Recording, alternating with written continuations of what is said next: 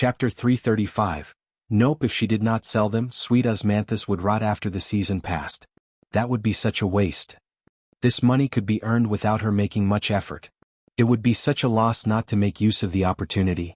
Widow Sun cursed inwardly and could not sit still any more. Eldest uncle asked Xiao Xian.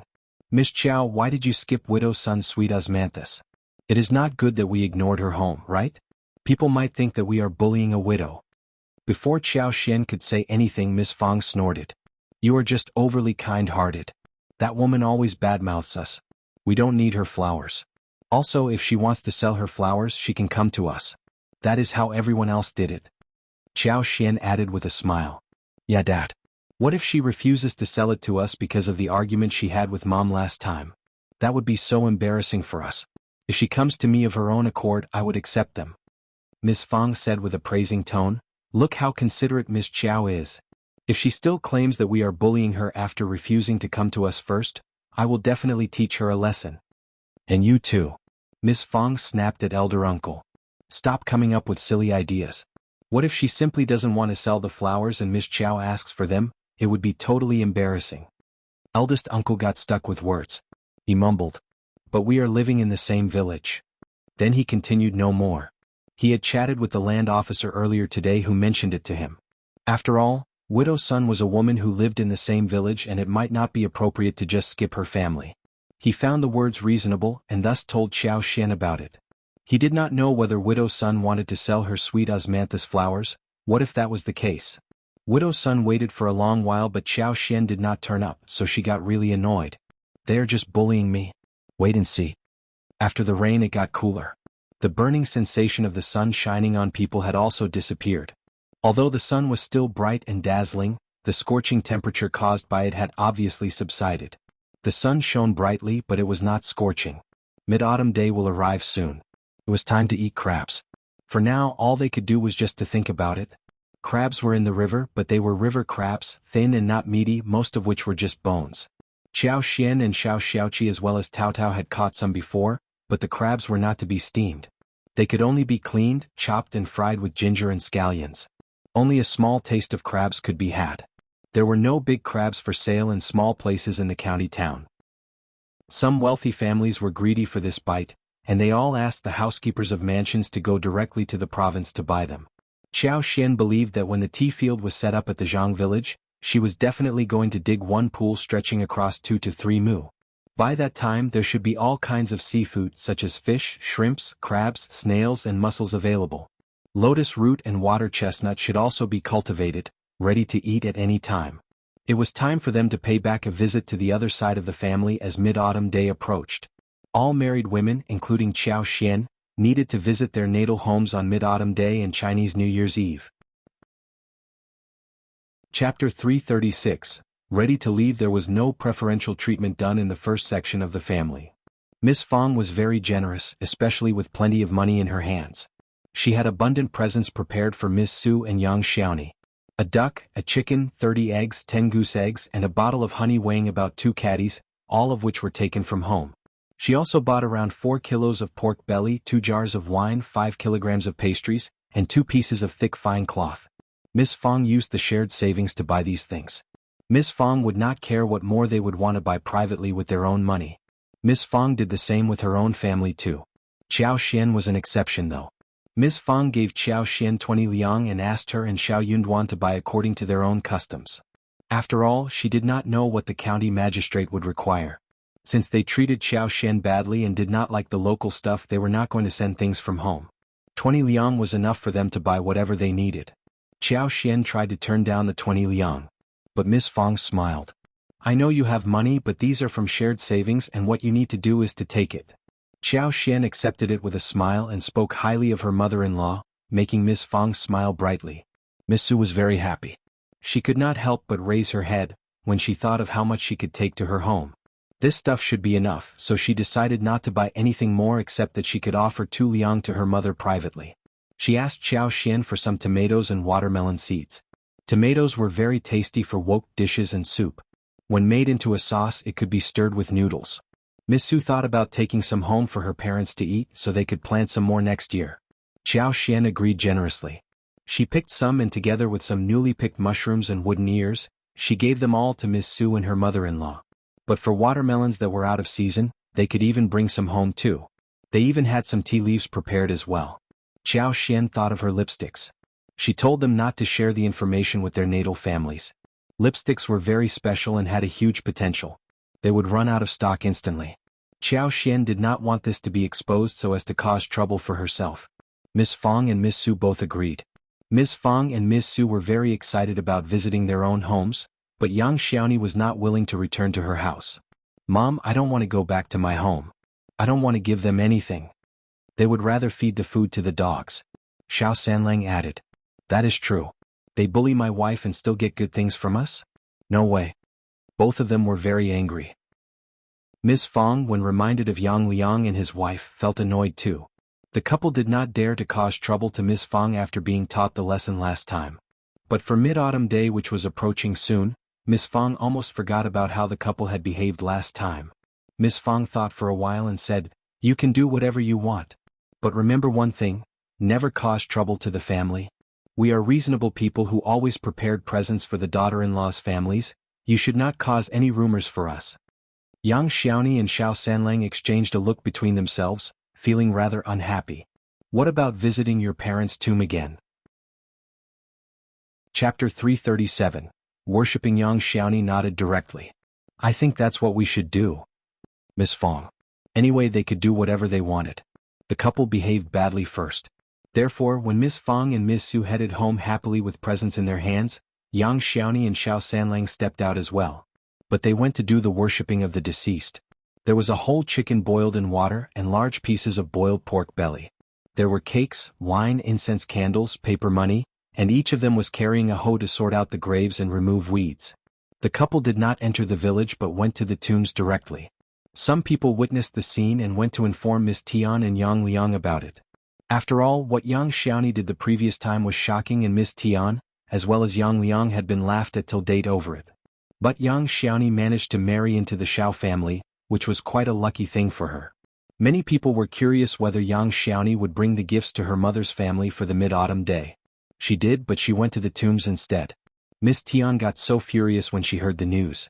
What is wrong with that damn girl? Does she think that she can look down upon us just because she has married someone rich? She needs to have her own home as the backup, otherwise she will cry to death without us. Yang Liang was very displeased too. He said impatiently, Just drop it, it is so humiliating. Miss Tian sneered. Your sister is shameless. You should speak to her. Ever since Yang Xiaoni was married off, the couple had to do all kinds of housework and they were both really irritated. So they kept arguing with each other. Yang Liang could not stand Miss Tian and he was pissed each time. He did not dare to hit Miss Tian because she would scratch him back. So Yang Liang left angrily with a sunken face. By the time he realized where he was going, he had reached the entrance of the village. He was startled and subconsciously headed towards his parents' tombs. Yang Xiaoni and Xiao Sanlang had removed the weeds, added new soil and put on the sacrifices and candles, incense.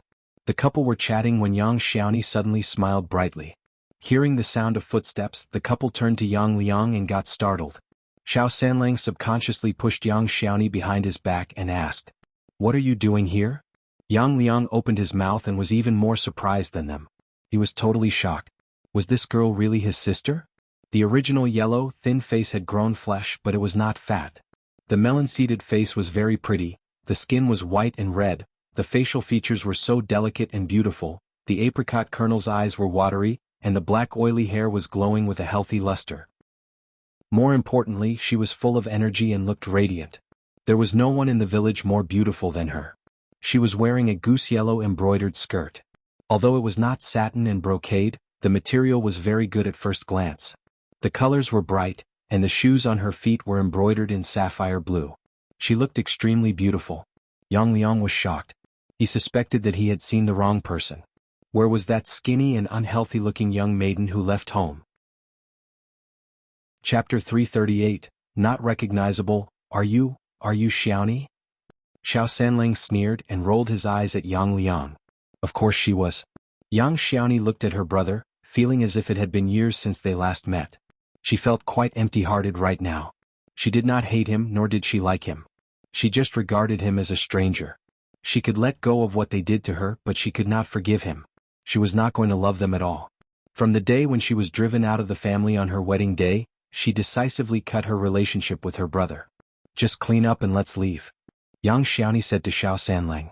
Xiao Sanlang wanted to do the same and nodded. Okay, let's go. Yang Liang shouted loudly at them, seeing them putting things away. Xiaoni. Yang Xiaoni paused and turned around, looking at him calmly. Anything else? Yang Xiaoni's look and attitude stung Yang Liang and irritated him. She had turned arrogant. Just like what Miss Tian said. Nothing, just wondering if you want to visit us at home? I and your sister-in-law miss you. Yang Liang's voice turned increasingly soft. He was obviously feeling guilty inwardly. Xiao Sanlang snorted and rolled his eyes. Missing what? Her as your labor? You are so greedy. Yang Liang snapped at him angrily. Xiao Yingguang. What are you talking about? You are our son-in-law. Of course I am. Xiao Sanlang said with a smile. I am here paying tribute to my in-laws, thanking them for giving birth to such a wonderful daughter. You. Yang Xiaoni laughed and threw a spoiled look at Xiao Sanlang, looking rather sweet. Xiao Sanlang chuckled and said to Yang Xiaoni, let's go home, darling. We are going to eat something good tonight. Yeah. Yang Xiaoni nodded happily. She did not look at Yang Liang again. Yang Liang was shivering as he said tremblingly, How dare you? How dare you? Yang Liang got annoyed and went home. Miss Tian looked behind his back and saw no one, so she sneered. I thought you went to bring them home, didn't you? Yang Liang did ask them to visit them, but they did not want to come over. So he snorted and went into the room, falling asleep. Miss Tian cursed for a long while before she stopped. She was cursing inwardly that Yang Xiaoni should never come to her ever, otherwise she was going to punish her badly. Neither Miss Fang nor Miss Su spent the night at their mother's home. Miss Fang visited her home with her husband and children, Shao Xiaoqi and Shao Taotao. They all returned by the evening. They were all so happy, especially Miss Su. She acted especially kindly to Qiao Xian. She must have been so happy during her visit. Miss Su was indeed delighted. She was the eldest sister at home who had to work harder than anyone else but did not get treated well by her parents. After all, they had to work hard to feed themselves under the bad circumstances. Chapter 339. Back to the Qjao family. She had younger siblings, so she needed to take care of them and had helped with housework as well. Miss Su had a younger brother and a younger sister, but the family was doing okay. Her parents favored the son but not in an extreme way. Miss Su was not incapable either. Ms. Zu's sister married someone better, so she kept showing off whenever they ran into each other at their mother's home. But this time Miss Su was no longer demeaned. She was so happy to see how jealous her younger sister was of her. But she was not that stupid as to reveal everything to her family and her sister. Still, she was very happy inwardly. Her sister would be so jealous of her if she really learned how much money she had saved and how well she was living. The following day, Qiao Xian and Xiao Yunduan went into the town and gave presents to Officer Qjao. Lu Yin followed along. Qiao Xian could have forced her to stay and find an excuse to counter Qiao Wei. But Qiao Xian knew her sister well. The more you tried to conceal some secret from her, the more she would pick on you. So, she brought Lu Yin with her and let her ask whatever she wanted to know.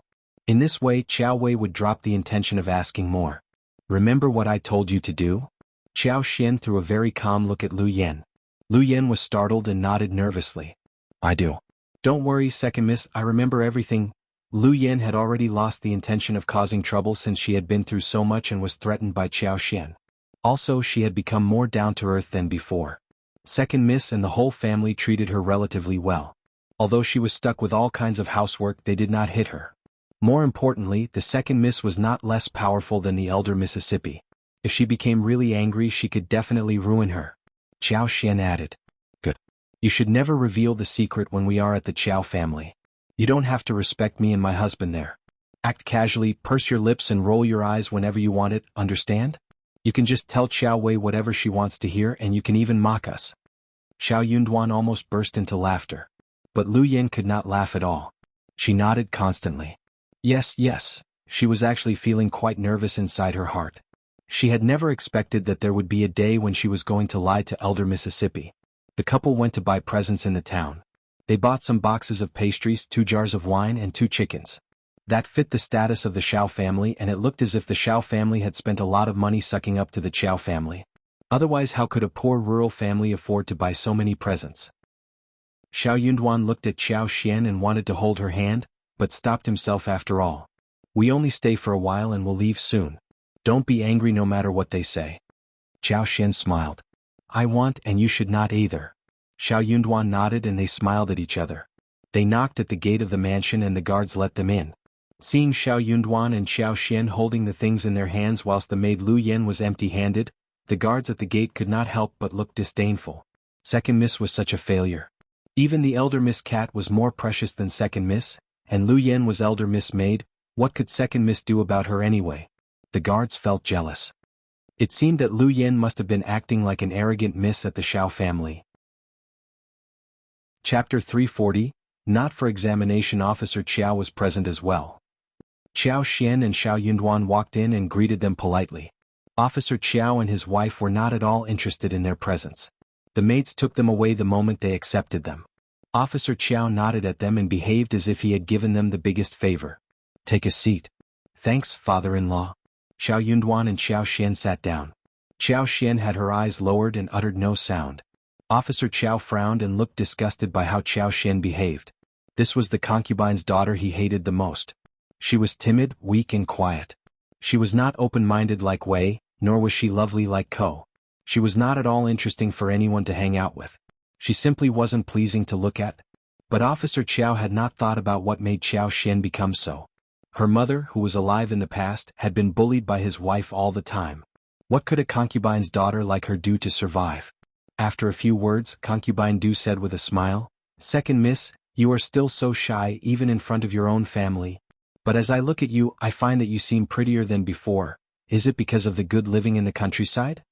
Qiao Ko chuckled inwardly and threw an ironic look at Qiao Xian. Qiao Xian subconsciously cringed and said nothing. She reminded herself that next time, she needed to wear makeup that made her look sad and weak, not pretty. Seeing her slightly changed look, Qiao Ko believed that she was feeling very embarrassed. Thus she became even happier and proudly raised her eyebrows. Officer Qiao said nothing as he glanced at Qiao Xian. He turned to Xiao Yunduan. You are a cultivated talent, right? Xiao Yunduan replied to this fact politely. Yes, father-in-law. Officer Qiao nodded and asked again. Do you plan to participate in the examination next year? For one moment, everyone turned to look at Xiao Yunduan. Apart from Qiao Xian, no one, including Officer Qiao, intended to let Xiao Yunduan take part in the examination or expected him to pass it. Xiao Yunduan forced out the answer. Yes. Officer Qiao snorted and said nothing more. He had lost interest already. He did not think that this man would pass the examination anyway, just by looking at how unconfident he was. Madame Qiao and Concubine Du were both quite delighted seeing this. Madame Qiao smiled. If you are not that sure, you don't have to take the examination next year. It is such a waste of money for your poor family, right? You are still young, you can spend one more decade preparing and then trying it, isn't that better? You are right. Concubine Du added. You need to know that you are not only the son of the Shao family, but the old master's son-in-law. If you don't make it through, you are going to be a humiliation for our family too. I don't think you need to try it now. I heard that you need to be very well prepared to pass the examination. The chance is 1 out of 100. Honestly, you are too young to pass it. Officer Qiao looked serious as he nodded. They are right. If you are not confident, you don't have to take the examination at all. What a waste of money and also a cause of humiliation, right? Qiao Xian threw a sneaky look at Xiao Yunduan, who turned to gaze at her too. He lowered his head and indicated that she need not get worried. Chapter 341, Showing Off. Parents-in-law. Concubine Du, your words are reasonable. I will bear them in mind. Qiao Xian found it funny that her husband had started to become sneaky. He bore those words in mind, but he did not accept the suggestion. Officer Qiao instantly lost interest in Xiao Yunduan. What could a cultivated talent do? A cultivated talent might be quite admirable at the village, but for him, a cultivated talent was nothing. If Xiao Yunduan was just a cultivated talent, he would likely remain this for the rest of his life. He was not going to waste any more energy on a man like him. Officer Qiao got up. You can sit here if you want to and have some lunch. Then he left, not offering them any reason why he was leaving. Seeing this, Madame Qiao got even more happier. She chuckled at them and said, You can stay for lunch before heading back home. Qiao Xian and Xiao Yunduan exchanged a look and nodded.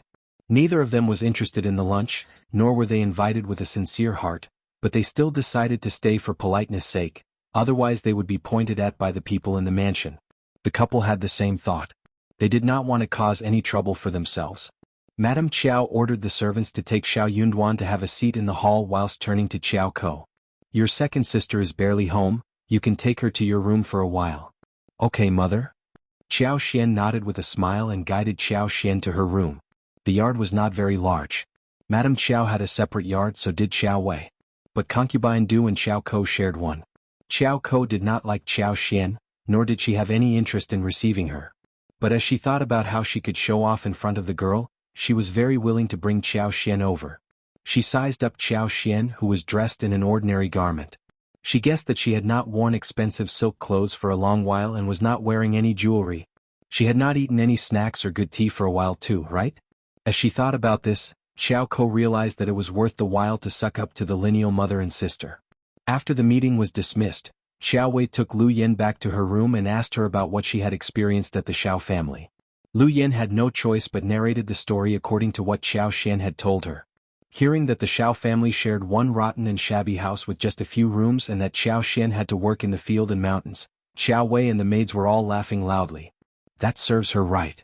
Xiao Wei suddenly felt rather glad and snorted. Qiao Ko keeps talking nonsense. I know that a fragile and weak person like Xiao Xian would achieve nothing. Anyway, you can stay here. You don't need to go to the Shao family anymore. Xiao Wei did not care about the Shao family or Xiao Xian. She could give out a maid and take her back whenever she felt like it. What could Xiao Xian do?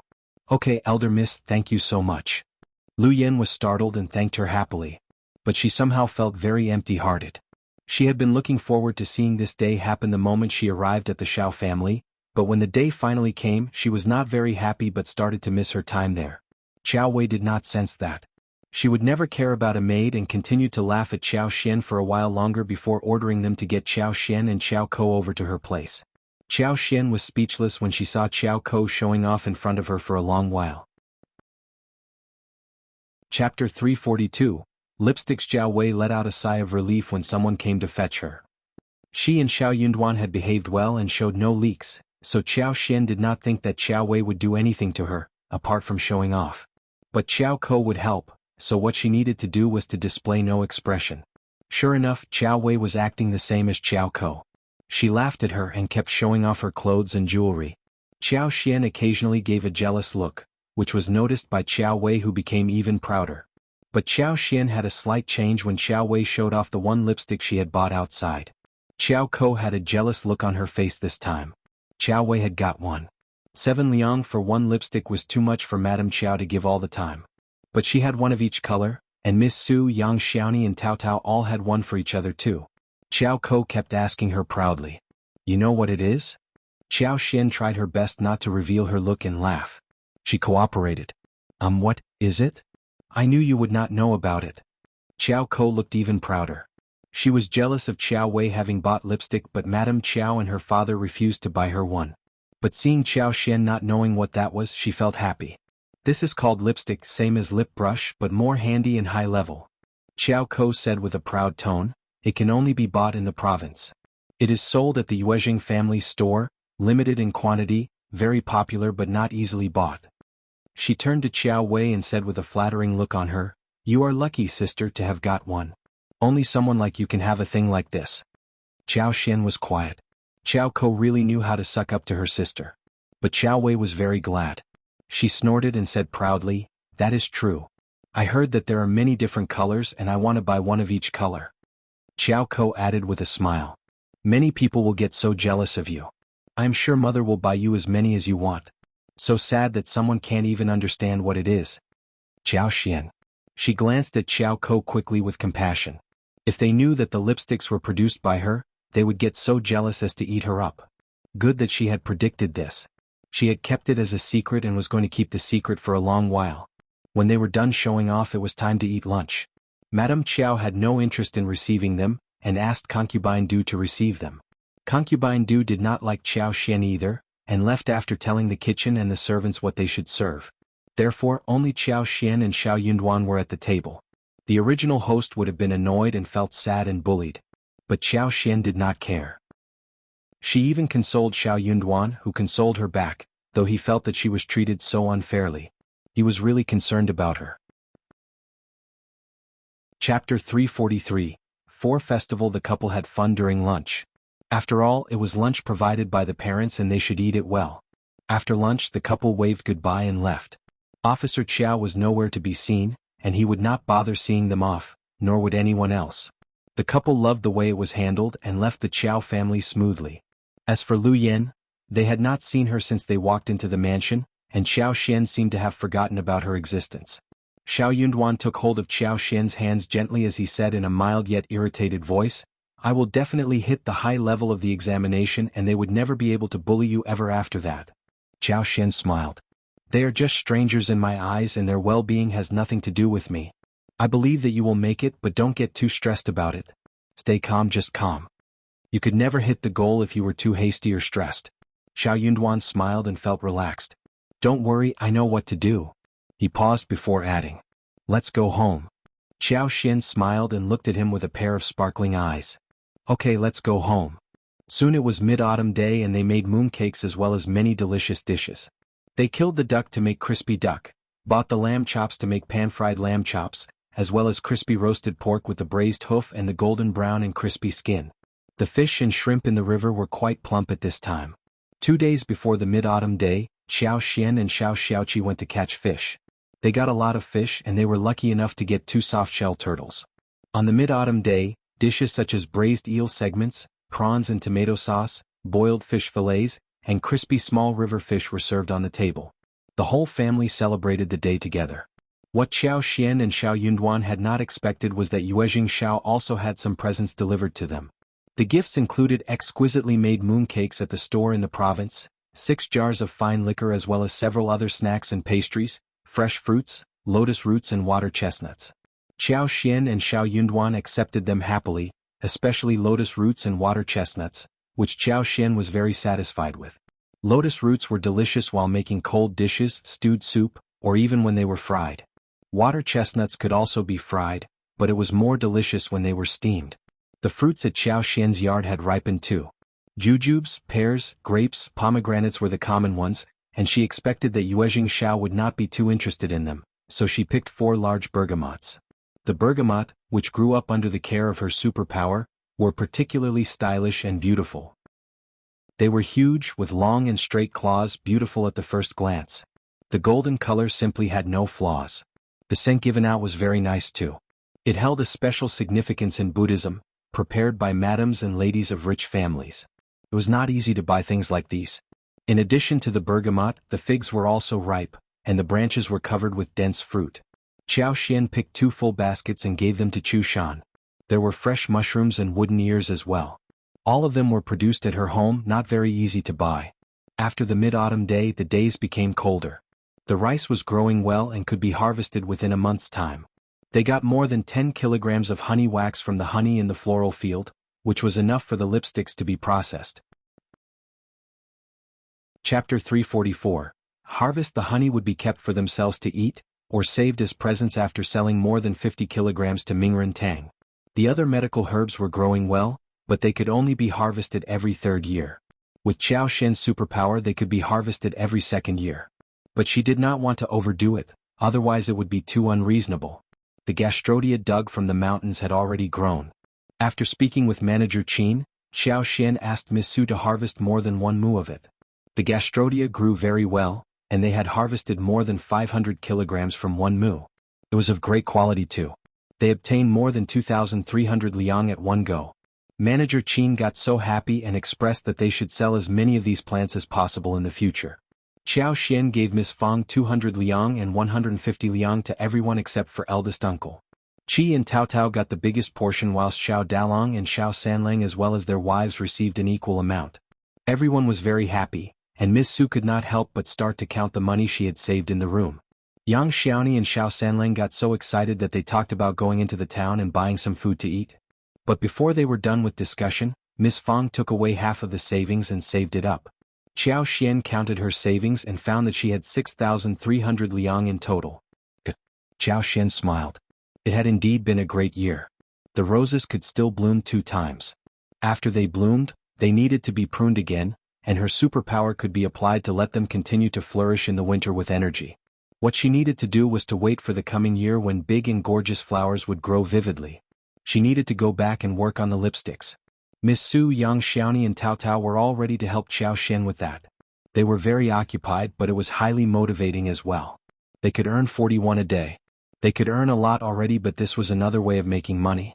When the first batch of lipstick was made, the flowers were trimmed, nourished with water. Also, Qiao Xian put some of her superpower in it. As a result, after 2 weeks, the last batch of the lipsticks of the year could be put into production. She calculated and realized that they could make more than 1,500 in total. In that way she could get more than tens of thousands of liang in properties. When the first batch of lipsticks were made, the rice was ready to be harvested. Autumn harvest was a busy period and much more tiring compared to spring plowing. The most feared thing when drying the grain was the rain. But in this season, a dark cloud and a shower often came, exhausting people. Every household was praying to heaven to bestow good weather upon them. They would not feel relieved until they had the sun-dried grains put away in the storage. If it rained during the sun drying, the millet would turn black, and the accumulated millet would ferment and then germinate, which was equivalent to complete waste. During the autumn harvest, everyone was racing against time to get good weather. Therefore, even if they had money and wanted to hire someone to harvest, it was very difficult to book the laborers on time. The first section of the family was lucky to have managed to hire people, who worked for them for 2 days, and the grains were all brought in. The whole family went into the field. While Qiao Xian and Miss Fang took care of young babies and made food at home, doing all kinds of housework, Tao Tao, Qi and Xiao Yunduan went into the field and worked hard. Chapter 345. Weather forecast. Autumn harvest differed from spring plowing. It required good timing. Taking advantage of the good weather and the bright sun, they needed to quickly harvest the mature rice and dry it in the sun. Otherwise, if it rained, especially for several days in a row, it would be a complete waste. Qiao Xian was a bit sorry about not having been able to develop her abilities of forecasting the weather. By sensing the sensitive changes of plants to the weather and the amount of moisture in the air, she could predict whether there would be rain or not. Now she could only predict the weather changes half a day ahead. But that was already good enough for this time of the year. She was able to know the future weather conditions half a day in advance, and that could help everyone perfectly avoid showers and ensure that the recovered food would not be wet by the rain. When the grains were recovered, the rain came down the following afternoon. Qiao Xian hurriedly told her family more than half an hour in advance that it might rain in a while, and the rice had to be quickly gathered and covered with something, or carried to the house or under the eaves. Miss Fang was a bit skeptical, but Xiao Yunduan stressed that Qiao Xian knew a bit about weather forecasts, and Miss Fang was used to trusting Qiao Xian. Thus she followed what she was told. Qiao Xian thought about the other families and told Miss Fang asked Xiao Dalong to inform the others. It was a very important thing for them to harvest since rain would ruin everything. Xiao Dalong was honest, and when he passed on the message, people tended to believe him. Hearing what Xiao Dalong said, the villagers looked up and saw the shining sun, laughing at him. Yunlian, you must be confused. Look at the fine weather, how can it start to rain soon? Yeah, don't joke about it at this time. What about your own home? You can't have put the rice away. Xiao Dalong found the message a bit confusing too. He laughed as he scratched his head. Yeah, we have, but the weather changes a lot and we need to be very careful. When Xiao Dalong was gone, everyone started to get very confused and hesitant too. Is it real? I don't think Yunlian likes joking about, but what does he know? He is kind, but he is not so capable. Yeah, let's just watch out for the weather. Soon the wind blasted and the sunlight faded away. Someone's heart skipped a beat and he started to put away the rice. We need to be careful about everything. Yeah, it seems that Yunlian is right. I think the weather is changing too. But isn't it a normal change? It won't rain, will it? So those who put away the rice had no problem with their crops because soon the rain poured down. Those hesitant ones did not make it, and some rice was unfortunately wet. They just hoped that the rain would not last for too long. From that time on, some families who had been in a good relationship with the first section of the family kept their eyes on how the first section of the family moved. They would follow suit, seeing when the first section of the family started to put away rice. Therefore, after a while, the first section of the family became the indicator of weather. Qiao Xian did not stand out to say so, and when they were asked, they all said that it was Xiao Yunduan who had learned that from books, and gained some knowledge about it. Chapter 346. Teaching for free. The villagers suddenly felt a lot of respect for him. Cultivated talent is very different from the rest of us. Yeah, that is why he is a cultivated talent. He is so smart. A cultivated talent knows everything. Due to the autumn harvest, Xiao Liulang happened to be at home on the break from the college. Hearing the rumor, he felt so jealous that he sneered. He doesn't read anything from the books, he is just trying to fool you all.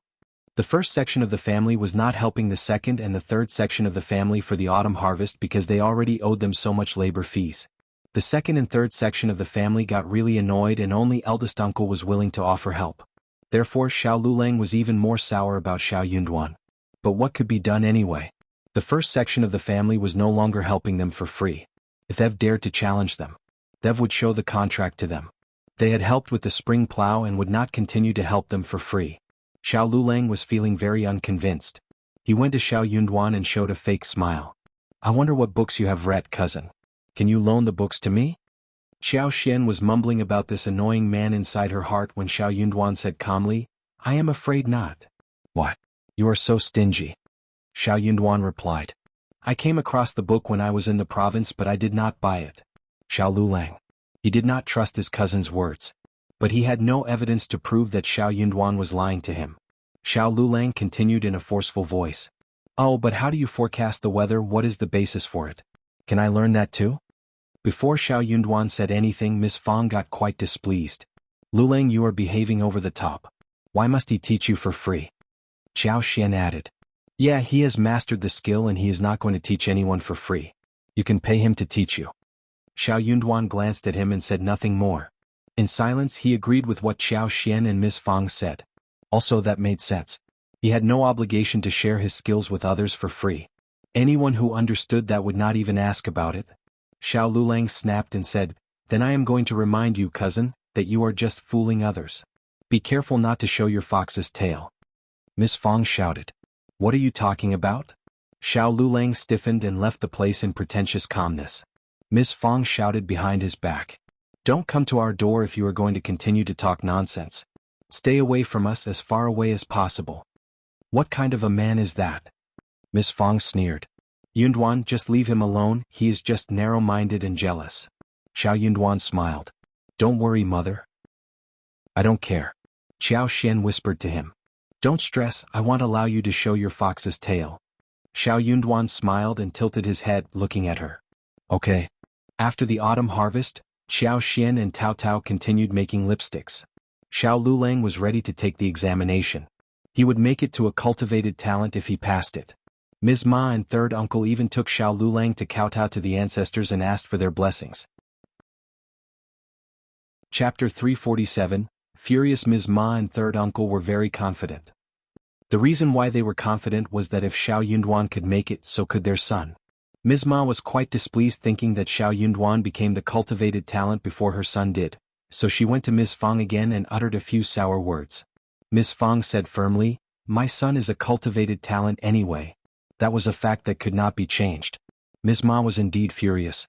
The result was announced soon, but Xiao Liulang and third uncle were both quite distressed after checking the result in town. Ms. Ma's heart skipped a beat as she forced a small smile looking at their faces. Doesn't it look good? It is okay as long as you cleared the level. Xiao Liulang threw her an expressionless look, snorted and returned to his room. Oh well. Ms. Ma turned to look at third uncle. Before the third uncle was able to say anything, the eldest uncle asked concernedly. How is it? Did Liulang make it? Third uncle instantly burst into anger. Eldest brother, you are here to joke with us and poke us in the heart, right? Your son was lucky enough to make it, and he even has a wonderful wife. You don't need to show off here. What did you say? Eldest uncle was shocked. He looked unconvinced and replied. I am here because I care about Liulang. You are not showing care towards us. Third uncle said angrily, You are laughing at us. Elder uncle's eyes widened. But, do you mean to say that Liulang didn't make it? What? Ms. Ma's eyes widened as she screamed. How could that be possible? My son is so talented. How could he fail when Yunduan made it? It must be a huge mistake. Eldest uncle frowned slightly at what Ms. Ma said. But he could not complain about this. He opened his mouth and was about to say something, but then he sighed in silence. Third uncle left in a hurry, saying nothing more. What else could he possibly say? Ms. Ma was still in shock as she mumbled. That is not possible. My son failed? But he can do anything, how can he fail? Eldest uncle sighed, glanced at Ms. Ma and felt equally disturbed. He was very happy when his son Xiao Yunduan made it because that was an honor for him.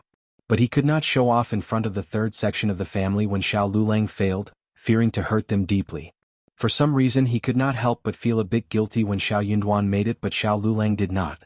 He had hoped that both Xiao Yunduan and Xiao Liulang could make it to a high level. But Xiao Liulang failed once again. Sigh. Eldest uncle sighed, feeling distressed. No wonder his third brother snapped at him. Third sister-in-law. Eldest uncle felt that if he left without saying a thing, the situation would be even more embarrassing. So he sighed emotionally. You don't need to be distressed. Liulang is still young and he can try again next time. Don't worry, he will definitely make it. Ms. Ma glared at eldest uncle. What if he fails again? Eldest uncle was startled. What? Ms. Ma sneered. Eldest brother, don't laugh at us. I know that you are happy that your son made it, but you can't possibly stab me in my heart, right? Chapter 348. Messing hurt and saddened? Of course she was saddened. Liulang was young, but Yunduan was not much older than him. He was just laughing at Liulang. Next time, but the future could never be predicted. She had decided that he was just laughing at them. The more Ms. Ma thought about this, the angrier she became. She sneered with a sunk face. Eldest brother, your family is different from the past now.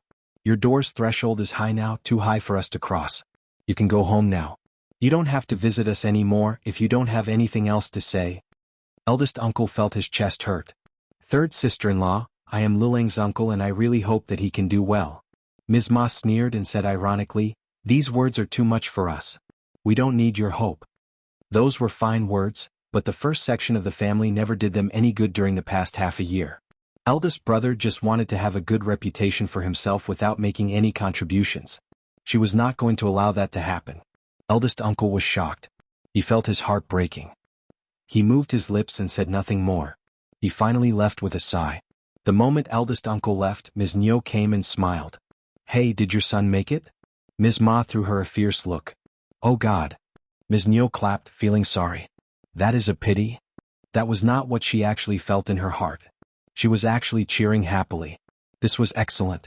Otherwise only her family would lack a cultivated talent, and it would be bad. Seeing Ms. Ma's long face, Ms. Nyo came up with an idea and smiled. Don't be sad about it, your son studies hard and he should have made it. It must have been sheer luck due to which it didn't happen. Ms. Ma glared at Ms. Nyo looking distressed. She hated to hear those words. Before she said anything, Ms. Nyo winked and said, Hey, Miss Qiao's father is county magistrate. Maybe you can ask her for help. Perhaps she can speak with her father and help your son a little. Maybe your son passed the examination, but they made a mistake while evaluating his paper. Ms. Ma's eyes brightened. Her heart started to throb. Yeah, my son must have passed but they made a mistake while going through the paper, it must have been like that. Ms. Ma grabbed third uncle's arm and said, Hey. Ms. Nyo pursed her lips. She felt quite glad that Ms. Ma was convinced. The first section of the family was so annoying and she should cause them some trouble. But she needed to follow along. If Miss Qiao did ask her father to help the third section of the family, then she needed to stop her. Soon Ms. Ma and third uncle came out and Ms. Nyo tagged along. Let's go to the first section of the family. Let's go. Hearing that Xiao Liulang and third uncle had gone home after receiving the result, Miss Fang said after a moment, Yo, Liulang fails again. Qiao Xian laughed. How do you know, Mom? Of course. Miss Fang said naturally, they would have come to us a long time ago showing off and spreading the news across the whole village. Startled, Qiao Xian thought about it and nodded with a chuckle. You are totally right, Mom. Chapter 349. Wasted money. Miss Fang sighed emotionally. Why didn't he make it? I thought he would. He has been devoted to studies for so long and has spent so much money. What more can he do after he has failed so many times? Miss Fang did not like them, but she never wished anything bad for them. On the contrary, she wished that they could live a happy life so that her family could be left alone. Qiao Xian smiled. Mom, my husband is the only cultivated talent in the whole village, so I am sure that it is never easy to become one. If that was an easy task, the title would not be so valuable anymore. As for what Xiao Liulang would do if he kept failing, Xiao Xian did not dwell on it. It had nothing to do with her. Miss Fang smiled as she heard her daughter-in-law. True. But soon she felt concerned. But so much money was spent on him. It is very costly to cultivate a student. They were just talking when Ms. Nyo, Ms. Ma and third uncle rushed into the house. Eldest sister-in-law. Ms. Ma looked as if she had seen a savior and the light at the end of a tunnel. She rushed towards Miss Fong and took hold of her hand tightly. Eldest sister-in-law, you have to help us right now. I will do anything for you if you help us. Oh, Miss Fong was quite shocked and pulled her hand out. Third sister-in-law, what is going on? Eldest sister-in-law. Third uncle sighed as they walked in and took a seat. My son has been working very hard on his studies, right? You have witnessed, yes, our son has always been devoted to his studies and the teachers at the college speak well of him. As they were talking, eldest uncle, Xiao Yunduan and Xiao Xian as well as the other members of the first section of the family gathered together as well. Everyone was very curious as to what was going on. After all, Ms. Niu and Ms. Ma never liked Ms. Fong. So what made Ms. Ma promise to do anything for them? Something big must be going on. Third uncle said, but Liulang failed at the examination. How could that be possible? Ms. Ma nodded constantly. Yes, even your son made it and our son should have made it too. I mean, our son is smart, devoted and he couldn't have failed like this. Ms. Fong felt quite uncomfortable hearing that she was speaking ill of her son. She sneered inwardly, knowing that the couple must be up to no good. Doing anything for her? That was impossible. They would never change what their character was from within. You are here to tell me this? Well, I don't know anything about it. What is the point of telling me about it? Eldest uncle added. Yeah, third brother and sister-in-law, Liulang is still young and he will definitely make it in the future. Don't stress him too much. Third uncle and Ms. Ma did not like what they heard. Yeah, your son had made it so you could say whatever you wanted. If your son had failed, you would not have said something like this. Third uncle said, elder brother, elder sister-in-law, we don't believe that Liulang really failed. We suspect that his paper has been wrongly judged. Hence, could the fifth niece-in-law just tell her father Officer Qjao to check the paper for us? We are a family and if Liulang makes it and has a promising future, we will pay back this favor to Officer Qjao. Chapter 350. Talk with senior people. Third uncle was worried that what had been said was not straightforward enough, so he clarified again.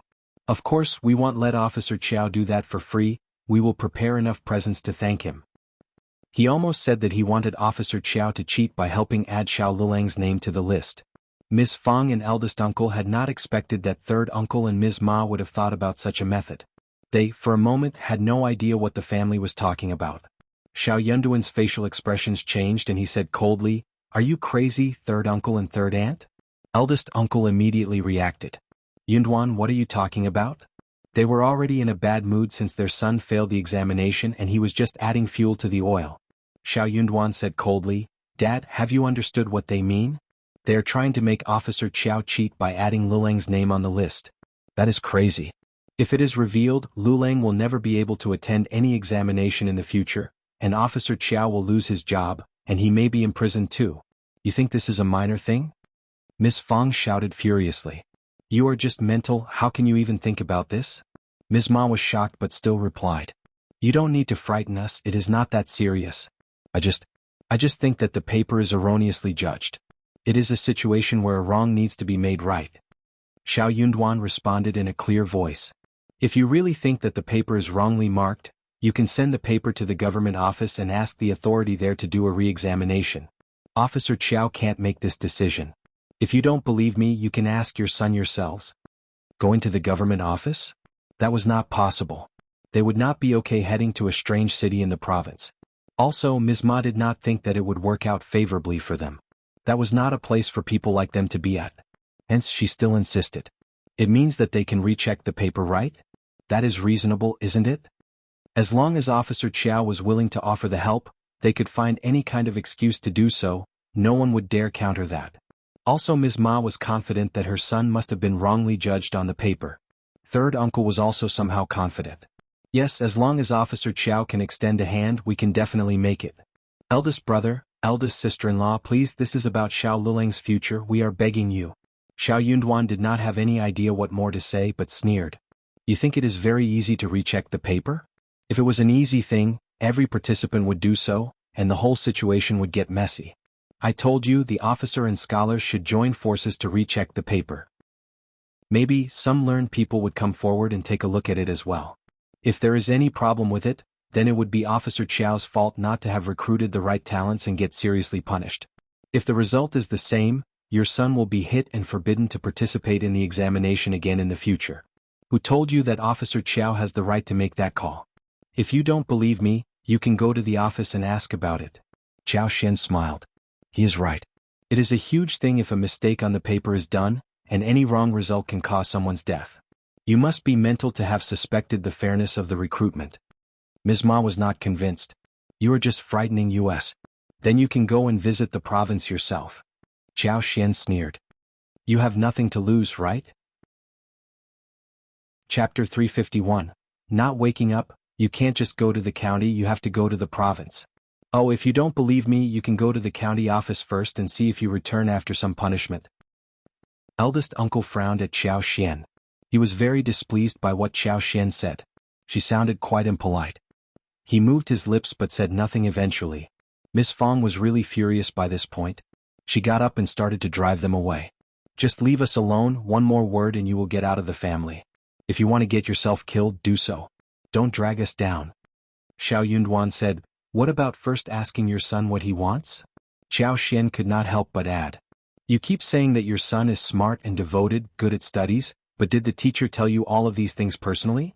How could they be so confident that Xiao Liulang failed because his paper had been wrongly judged? Third uncle was startled and almost jumped after what he heard. What do you mean? I mean what I said. Xiao Xian pursed her lips. I won't believe what I don't see or hear myself. Xiao Yunduan almost burst into laughter but tugged at Xiao Xian. Alright, let's just drop it. He knew pretty well whether the teacher spoke highly of Xiao Liulang, and whether Xiao Liulang was smart and devoted as he claimed. But he was not going to tell the truth to the public since his cousin wanted to brag about his non-existent skills. After all, he would not be able to offer any evidence to the family. They might even call him jealous. But Xiao Xian was so straightforward that she said it out loud. Third uncle snapped. Don't you dare slander our son just because you are jealous of him. Xiao Xian rolled her eyes and countered. My husband is already a cultivated talent and he is going to the next level next year. What am I jealous of? Jealous of you who will never make it to a cultivated talent? You. Elder uncle's heart almost skipped a beat. Just drop it, Miss Qiao. His brother and sister-in-law were already having a bad time and Miss Qiao kept poking their wounds. They were going to end up having a fight. Xiao Xian was not afraid of eldest uncle. Instead she said, Dad, I am just reminding third uncle and third aunt out of kindness. They can believe me if they want to. I didn't want to tell them this much nor did I have the intention of arguing with them because there is no point in arguing about this. I am not that bored after all to go to Minghua College and ask about this. Eldest uncle. Miss Qiao's words could always annoy him. Miss Fong laughed and nodded and said, Miss Qiao is totally right. She was not mocking them, but the third section of the family had been way over the top in their conduct and she just could not help it. Ms. Ma snapped. Why ask the teachers at college? Yunduan is here. Yunduan, just tell us if the teachers speak highly of your cousin and call him devoted and learned or not. Xiao Yunduan. He really did not want to tell lies. I only focus on my own studies. I am not sure if the teachers have spoken highly of my cousin. If you want to know about it, just ask him yourself. Chapter 352, Xiao Liulang's uncertainty. What do you mean? Third uncle asked him with force. He panicked for some reason. He subconsciously felt that what Xiao Xian said was right, but he just could not accept it. Feeling confused, third uncle glared at Xiao Xian and Xiao Yunduan, sneering. You can just put it straightforwardly that you don't want to help us. Why do you still accuse my son? You are just jealous and you just don't want him to become good. Just wait and see. Proverb says that rain takes turns in pouring down. You can be as proud as you want, but my son will become far more excellent than you. Ms. Ma snorted. True. Let's see whose turn it is to beg in the future. Ms. Fong felt so annoyed when hearing their impolite words to her son. She snapped. Then let's see what happens. No matter what happens to my son, I will never turn to you for help. Anyways, we have never turned to you for any help ever. Third uncle got so annoyed that he ignored Ms. Fong and shouted at Ms. Ma. Let's just go. Ms. Niu chuckled as she watched the whole show. Then she left with the couple of the third section of the family. Ms. Fong glared at eldest uncle. Look at your brother's family, what kind of people are they? Yunduan is better than Liulang, so what? They can speak highly of their son if they want to, but why must they talk down to our Yunduan? I do hope that everyone can live a good life, but they don't wish so. They hope that we will have a hard life so we can turn to them for help. But honestly, if that day really comes, do you think that they will help you? Having said that, Ms. Fong left angrily without waiting for eldest uncle Xiao Yunduan left along with Xiao Xian. The others all dispersed into different directions as well. Eldest uncle felt his heart breaking down. He had done nothing wrong, but why did he feel that everyone else believed that he had done something wrong? What had he done wrong? He was just feeling sorry for his third brother and third sister-in-law. He was their family and he should feel sympathetic towards them, right? It was not good to laugh at them or counter them, no? When it came to the third section of the family, Ms. Ma got so annoyed that she cursed Xiao Xian and Xiao Yunduan. The couple knocked at Xiao Lulang's door and asked him about what happened. Both of them talked one by one and they exaggerated certain things to make the story sound reasonable. After a long while, Xiao Lulang finally understood what they were talking about. He could not help but feel moved. Yes, he was very confident about his abilities, but why did he fail again? Maybe the paper was wrongly judged after all?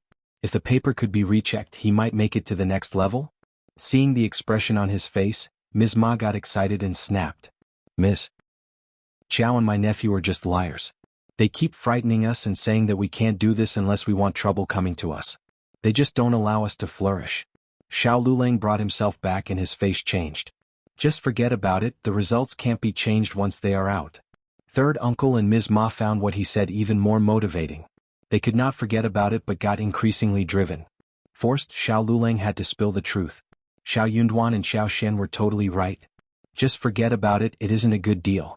Officers are not that easy to speak to. What if they pick on us? We are just civilians, unable to counter them. Chapter 353. Mountain and Autumn. Third uncle and Ms. Ma both fell silent. They were quite taken aback. Ms. Ma burst into tears. Then what can we do? Poor Lulang, your paper has been wrongly judged, how terrible it is. Xiao Lulang also looked as if that was true. Third uncle hesitated for a moment and asked discreetly, rubbing his hands. Lulang, just tell me the truth, how are you doing in college? What knowledge have you obtained? Do teachers speak highly of you often? Xiao Lulang felt quite confused, wondering what his father was talking about that he asked these questions all of a sudden. Ms. Ma could not hold a secret but said angrily, Xiao Yunduan and Miss Qjao say that you are just bragging about being spoken highly of by the teachers. The teachers couldn't have ignored you but turned to him instead, right? Xiao Lulang's face changed as he said coldly, just ignore what they told you. They just wish that we are worse than them. What good things can come out of their mouths? That is true. Alright, I need a break, just leave me alone. But, just leave me alone. Xiao Lulang pushed his parents out of the room and shut the door. He let out a breath, feeling his cheeks heat up. He managed to lie to his parents but felt quite uncertain inwardly. Why was Xiao Yunduan saying this about him? He was plain lucky to have reached where he was, and he was not in a position to accuse him of anything. Xiao Lulang clenched his teeth angrily. After grains went into the granary, and the last batch of lipsticks of the year were ready, the weather became much cooler. The leaves on the mountain were also gradually changing color and falling. The color-changing trees were mixed in the evergreen green mountains and forests, which was very beautiful. Xiao Xian did a count. They had 1,536 lipsticks in total with 4 different colors by now. She decided to produce one batch of lip balms. It was much easier to make lip balms, but the remaining beeswax was only enough for around 1,000 pieces, according to her experience. They could not get any more beeswax in autumn because soon winter was coming and the bees were all busy preparing for the winter. They had to wait for the spring next year to make more lipsticks. For Xiao Xian and those who were good at it, lip balms were much easier to make compared to lipsticks, more handy. The 4 of them made 150 pieces within 1 day. After 3 days they slowed down the pace. Many things started to ripen in the mountains when autumn came, and Xiao Xian was eager to pay a visit there. The grapes in her garden were also ripe. According to Shao Xiaoqi and Tao Tao, they were bigger than the original wild grapes growing on the mountain, and they were also sweeter and far more delicious. In fact, the wild grapes in the mountains were relatively small, but the ones in her garden were all big bunches. Xiao Xian was glad that her superpower helped her with all such things. Everyone didn't think it was too strange.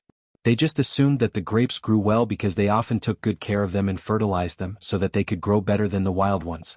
In addition to the wild grapes, the dates, pomegranates and lemons in the garden were also ripe. The persimmons were still a little bit sour, but they would soon ripen. This season was the time when the wild grapes were present the most in the mountains. Xiao Xian wanted to get some more. She was going to wash them, drain them and mash them into large porcelain jars, to let them ferment naturally to make some wine. It was a pity that the mountain grapes were not big enough, but the core was not small, otherwise they could have tried to convert them into raisins. There were many mushrooms which also grew in autumn. Those were picked to be dried and they should be delicious when eaten. Chapter 354. Into mountains again. Xiao Xian had been thinking about the creeping figs and expected that they would be ripe by this point. Each fruit was slightly larger than an egg. They could pick it and bring out a pack of finely crushed seeds from inside and dry it in the sun. When they wanted to eat the jelly, they could wash it with water and let it condense. They could break the transparent jelly in a bowl, add some sugar water, a little mint juice and some other nuts. That was the taste she had been thinking about for a long time.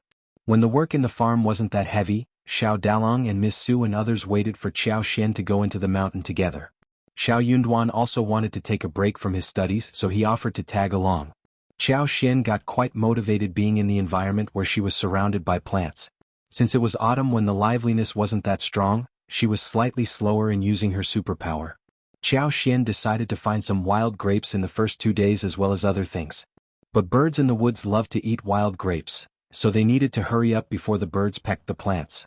Wine made with grapes could be brewed easily, so they had 3 large jars that could hold at least 100 kilograms of wild grapes. Therefore they only needed to get around 100 kilograms of wild grapes. They were going to remove the veins and the rotten and bad fruits.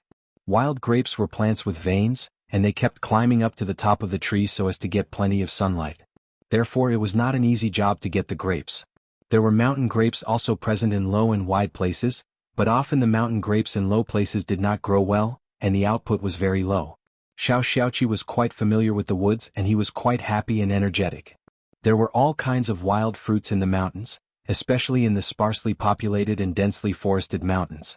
Soon Xiao Xiaoqi saw the wild grapes hanging on the top of the pine trees as he said with a smile, "Look, the grapes are there." "Yes, there are grapes.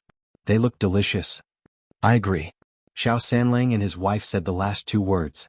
The tree was not too tall and twigs were very thick, so Xiao Ziyake climbed up very easily while the others were just looking up at him. Soon Xiao Xiaoqi came down and had half of the basket filled with the fruits. The fresh fruits were so beautiful and they all started to try some. They were lucky as there were no birds visiting this grape tree, and the clusters were quite complete. Each bunch was about the size of 3 fingers and as long as a palm, and they were tangled tightly together. Each cluster was small but quite pretty. They were sharing the fruits, sweet and sour, amidst the unique freshness of the woods. Very delicious. We can take so many of them back each year. Xiao Xian loved the taste too, a bit sour and sweet, suitable for wine making. They were eating the grapes while they walked forward. Xiao Xian used her superpower and picked the place where wild grapes were abundant. Soon they ran into a patch of land where wild grapes were growing best. There are so many of them. Yes, so many. Chapter 355. Harvest. It seems that there are many wild grapes in the mountains this year. Otherwise how could they easily find one patch of land full of it? They all nodded in agreement. Their arrival had startled the animals who were eating the grapes. Soon some birds took off. The trees were relatively high here and some twigs were quite fragile, so they needed to be careful not to break them. They were all aware of this. As they were talking they all went up onto different trees. Only Xiao Yunduan and Xiao Xian remained on the ground. They exchanged a look and laughed. Xiao Xian said with a smile, "We are just waiting for the food to come to us." Xiao Yunduan smiled. "That is our ability too." Xiao Xian laughed. Her husband had learned to speak tricky words. But the couple were not idle. Xiao Xian just glanced about with her superpower. This plain-looking forest was actually a huge feast for the eyes of Xiao Xian. There were treasures everywhere. She could see roosters, rabbits, muntjac and all kinds of wild birds. But she could not do anything about it. Still, she couldn't help wanting to pick all kinds of mushrooms in the forest. There were many kinds of straw mushrooms, pine mushrooms, side ears, large mushrooms, enoki mushrooms and shiitake mushrooms. Although the quantity of each type was not large, the 2 of them still found quite a lot of them. By this point they had not yet walked too far away. 1 hour later those on the trees came down. Their baskets were filled with stuff, and they poured the grapes into 2 large baskets carefully. They had harvested at least 20 kilograms of grapes. That was a big harvest for wild-growing grapes. Seeing that Xiao Xian and Xiao Yunduan had got many mushrooms, they all cheered. They were going to have a lot to eat during dinner. They knew pretty well how tasty and fresh mushrooms in the mountains were. Xiao Sanlang patted Qi's shoulders. "Qi, come on, you should catch at least 2 wild roosters for the mushrooms." They all laughed. The team walked forward and within an hour's time they found grapes again. This patch wasn't as large but they were still enough. They almost managed to fill up their baskets after this trip. So Xiao Sanlang and Yang Xiaoni went home with the grapes first. Otherwise it would be too tiring to carry them around. Xiao Sanlang still reminded Xiao Xiaoqi as he was about to leave. "Qi, don't forget about the roosters or even rabbits will do." Xiao Xian laughed. Xiao Xiaoqi threw a helpless look at him. "Don't worry, third brother, I am definitely going to get some." As the couple left, Xiao Xian and the rest were holding cloth bags. They stopped looking for grapes but turned to search for mushrooms and wild animals. They had more than 30 kilograms of grapes today, and they needed to deal with them before continuing the next day. Xiao Xian could focus on finding the creeping figs at this moment. But she did not find any. Instead she found some more mushrooms whilst Xiao Xiaogi got 3 roosters and 5 small birds, before they all headed home. On the way home they got 1 muntjac. It was not that hot, especially during the night when the temperature dropped tremendously. The animals could stay fresh even when they were not processed on the same day. But they could not be put there for too long. They got down to work as soon as they came home. They needed to process the grapes overnight. They washed them, picked them off the twigs, filtered them and put them in the jars. Chapter 356. Yuezheng Shao and Xie Jingrong. The 30 kilograms of mushrooms were sorted by Xiao Xian, who processed them well. Some not so good-looking ones were picked out for dinner and others were sun-dried. Thanks to the bright sun during the daytime, they should be put away after a few days. They almost finished the sun-dried mushrooms in spring, and what they had found today would be enough for them to make soup and hot pot in winter. They decided to eat 2 roosters and 2 birds for dinner. The remaining animals would be put in Xiao Xian's yard. Roosters were never that big and the amount was enough for the large family. As the 2 birds were stewed with yams, 1 rooster had the breast meat sliced, marinated and battered, then stir-fried with fresh mushrooms. The rest was cut into dices and added with only ginger, garlic and scallions for braise. A plate of stir-fried wax gourd, a bowl of dry stir-fried beans and a wolfberry sprout soup were served during dinner. Miss Fong would not have minded to share some animals with the second and third section of the family in the past. But due to what Ms. Ma and third uncle did a while ago, and the ridiculous request they put forward as well as the annoying look of Ms. Niu, Miss Fong was really disgusted with them. So Miss Fong was not going to share anything with them at all. Eldest uncle had not yet said a thing when Miss Fong snapped at him, so he fell silent. No one cared if he was happy about it or not. Anyways, they were already used to ignoring his feelings. He could not influence anyone around. After walking into the mountain for 3 days they had found enough grapes. If they wanted to eat them in the future they could bring them back in small quantities. But it was really not necessary because Xiao Xian's garden had them, and the fruits were particularly large, even bigger than the authentic wild ones. They even got many mushrooms, some of which were fresh and some were sun-dried. They discovered a small patch of date forest, which had 7 or 8 trees, thick in trunk with a diameter of 30 centimeters. The dates were already ripe, crispy and sweet. They paid a visit to the mountain 2 times and got all the red, ripe ones down. They carried them home to dry. These would be made into dried dates, added to the stewed soup, added to the tea, to the porridge or eaten as snacks. They could also be used to make date cakes or date paste fillings. In addition there were other wild fruits that could not be named, which were weird in shape and different in colors. Xiao Xian could use her superpower to determine whether the fruits were poisonous or not. Actually, those wild children growing in the mountains could always tell that as well. Xiao Xiaoqi and Xiao Taotao got a few and presented them to Xiao Xian. After taking a break for 2 days at home, they decided to go into the mountains to find the creeping figs when Yuezheng Shao and Xie Jingrong arrived there unexpectedly. Only now did Xiao Xian and Xiao Yunduan remember that they were here to hunt with them. Yuezheng Shao and Xie Jingrong were afraid of drawing the county magistrate's attention, so they changed into ordinary dresses and came with ordinary wagons, without showing anything about their real identities. The effort was totally worth the while. They spent 1 night at the hotel as they arrived at the county, and the following morning they headed towards the village. But they again ran into Widow's son the moment they came to the village. Published at 28th of August 2023, 12:40 and 54 seconds p.m. Chapter 357. Chapter 357. Widow's son again. If audio player doesn't work, press stop then play button again. Chapter 357. Widow's son again. Chu Shan, who was sitting on the wagon, exchanged a cold look with Widow's son, snorted and looked away. It was this woman who tried to set up his young master and young master Xia, because of which he ended up being scolded. Chu Shan disliked this woman deeply. Widow's son had not recognized Chu Shan at the beginning. She just found him a bit familiar. But wagons were rarely seen in the village, so she suddenly remembered who they were. It's them. So they are visiting Xiao Yunduan again? How can that man get to know so many rich people? Widow Sun could not help but feel curious, wondering who was in the wagon.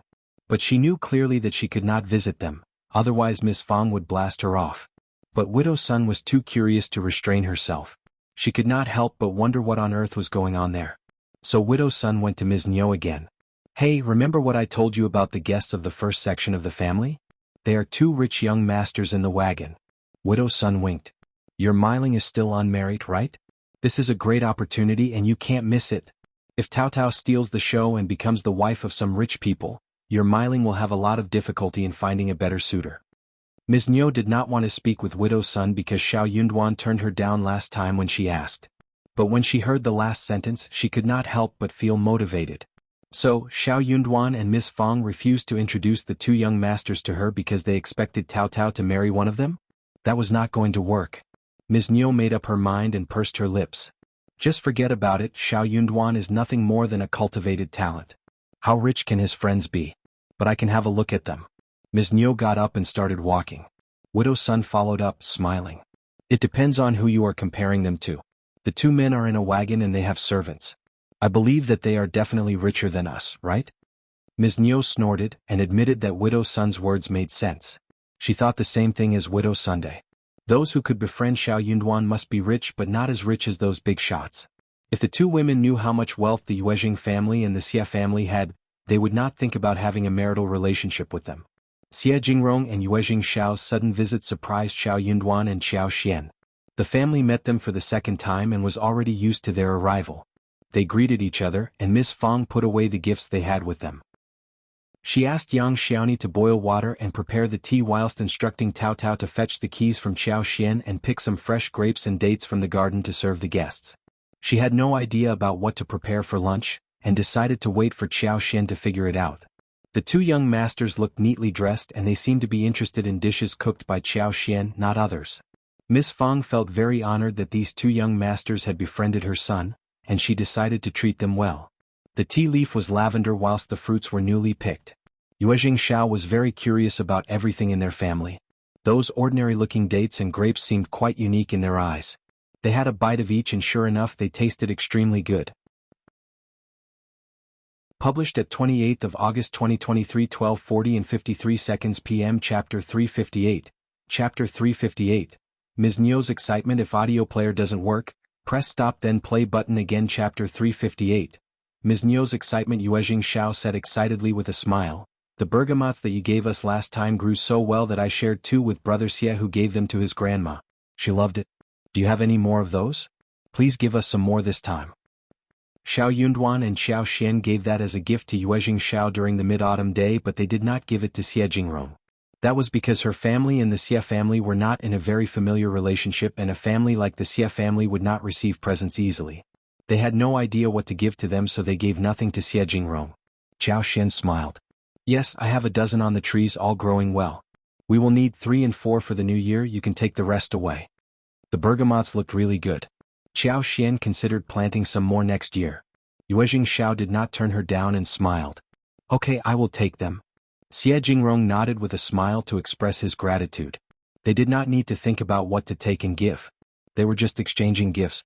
Xiao Xian and Xiao Yunduan laughed. They appreciated friends like Yuezheng Shao and Xie Jingrong.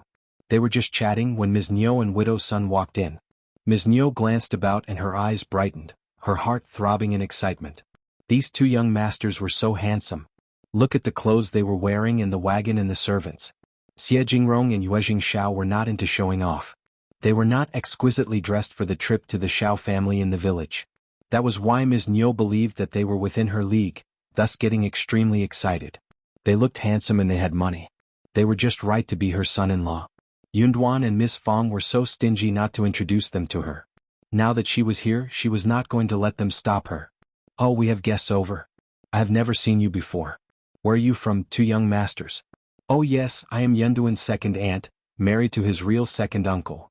Ms. Niu was glancing at Yuezheng Shao and Xie Jingrong, feeling quite confused and excited at the same time. Both of them looked so nice, which one should she pick?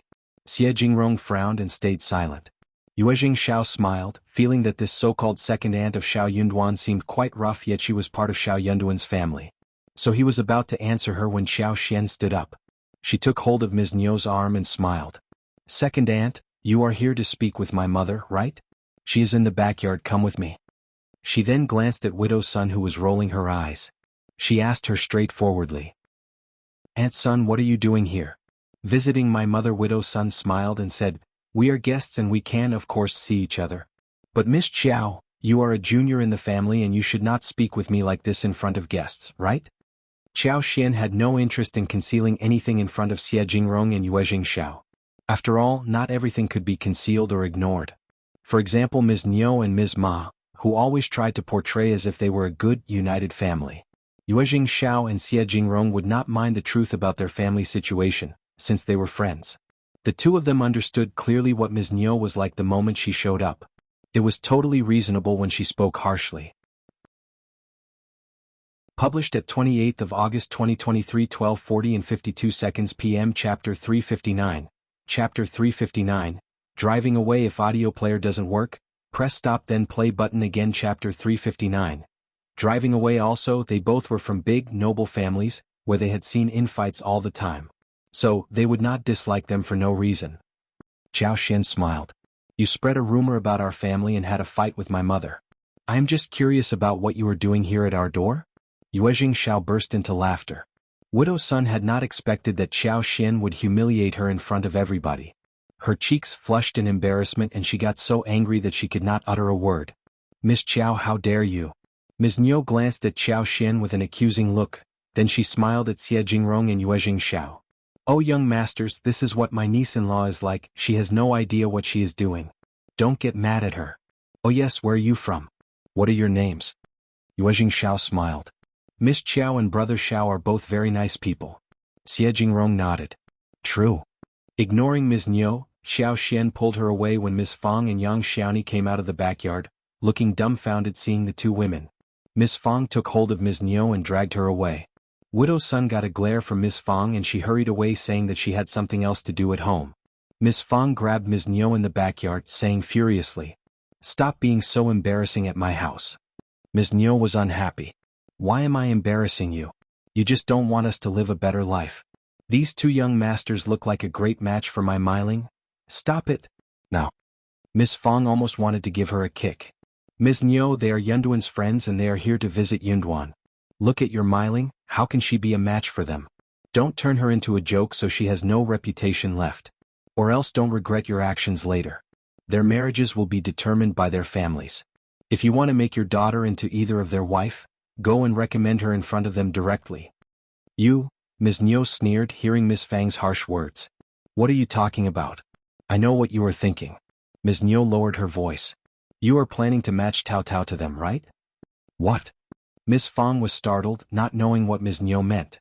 When she realized what Ms. Niu was trying to say, she raised her hands and almost slapped right on her face. "No one is as greedy and imaginative as you are." Ms. Niu sneered and did not believe her. "Anyway, you are welcome to think what you like." Ms. Fang said coldly. "They are my guests and if you dare to do anything, I will not forgive you ever." Having said that, Ms. Fang drove Ms. Niu out. Ms. Niu did not dare to walk into the room and left in anger. She was not giving up. She loved those two young masters and she needed to work hard for them. She understood clearly that it was the only chance she could have. Inside the room, Shao Yunduan smiled. "Sorry for the commotion. Please forgive them for what they have done and said." Shao Yunduan did not want to tell them anything bad about Ms. Niu and the other woman. But he needed to warn them. The two women might come up with some other ideas later. Yuezheng Shao smiled. "Brother Shao, don't worry. Every family has its own problems. My family affairs might be even worse than yours." Xie Jingrong smiled. The Xie family had many internal problems too, but not that bad since no one dared to make a scene in front of him. Published at 28th of August 2023, 12:40 and 51 seconds p.m. Chapter 360. Chapter 360. New house. If audio player doesn't work, press stop then play button again. Chapter 360. New house. Yuezheng Shao was sincerely treating Shao Yunduan as his real friend. Xiao Xian made lunch. She killed a duck and braised it with sauce.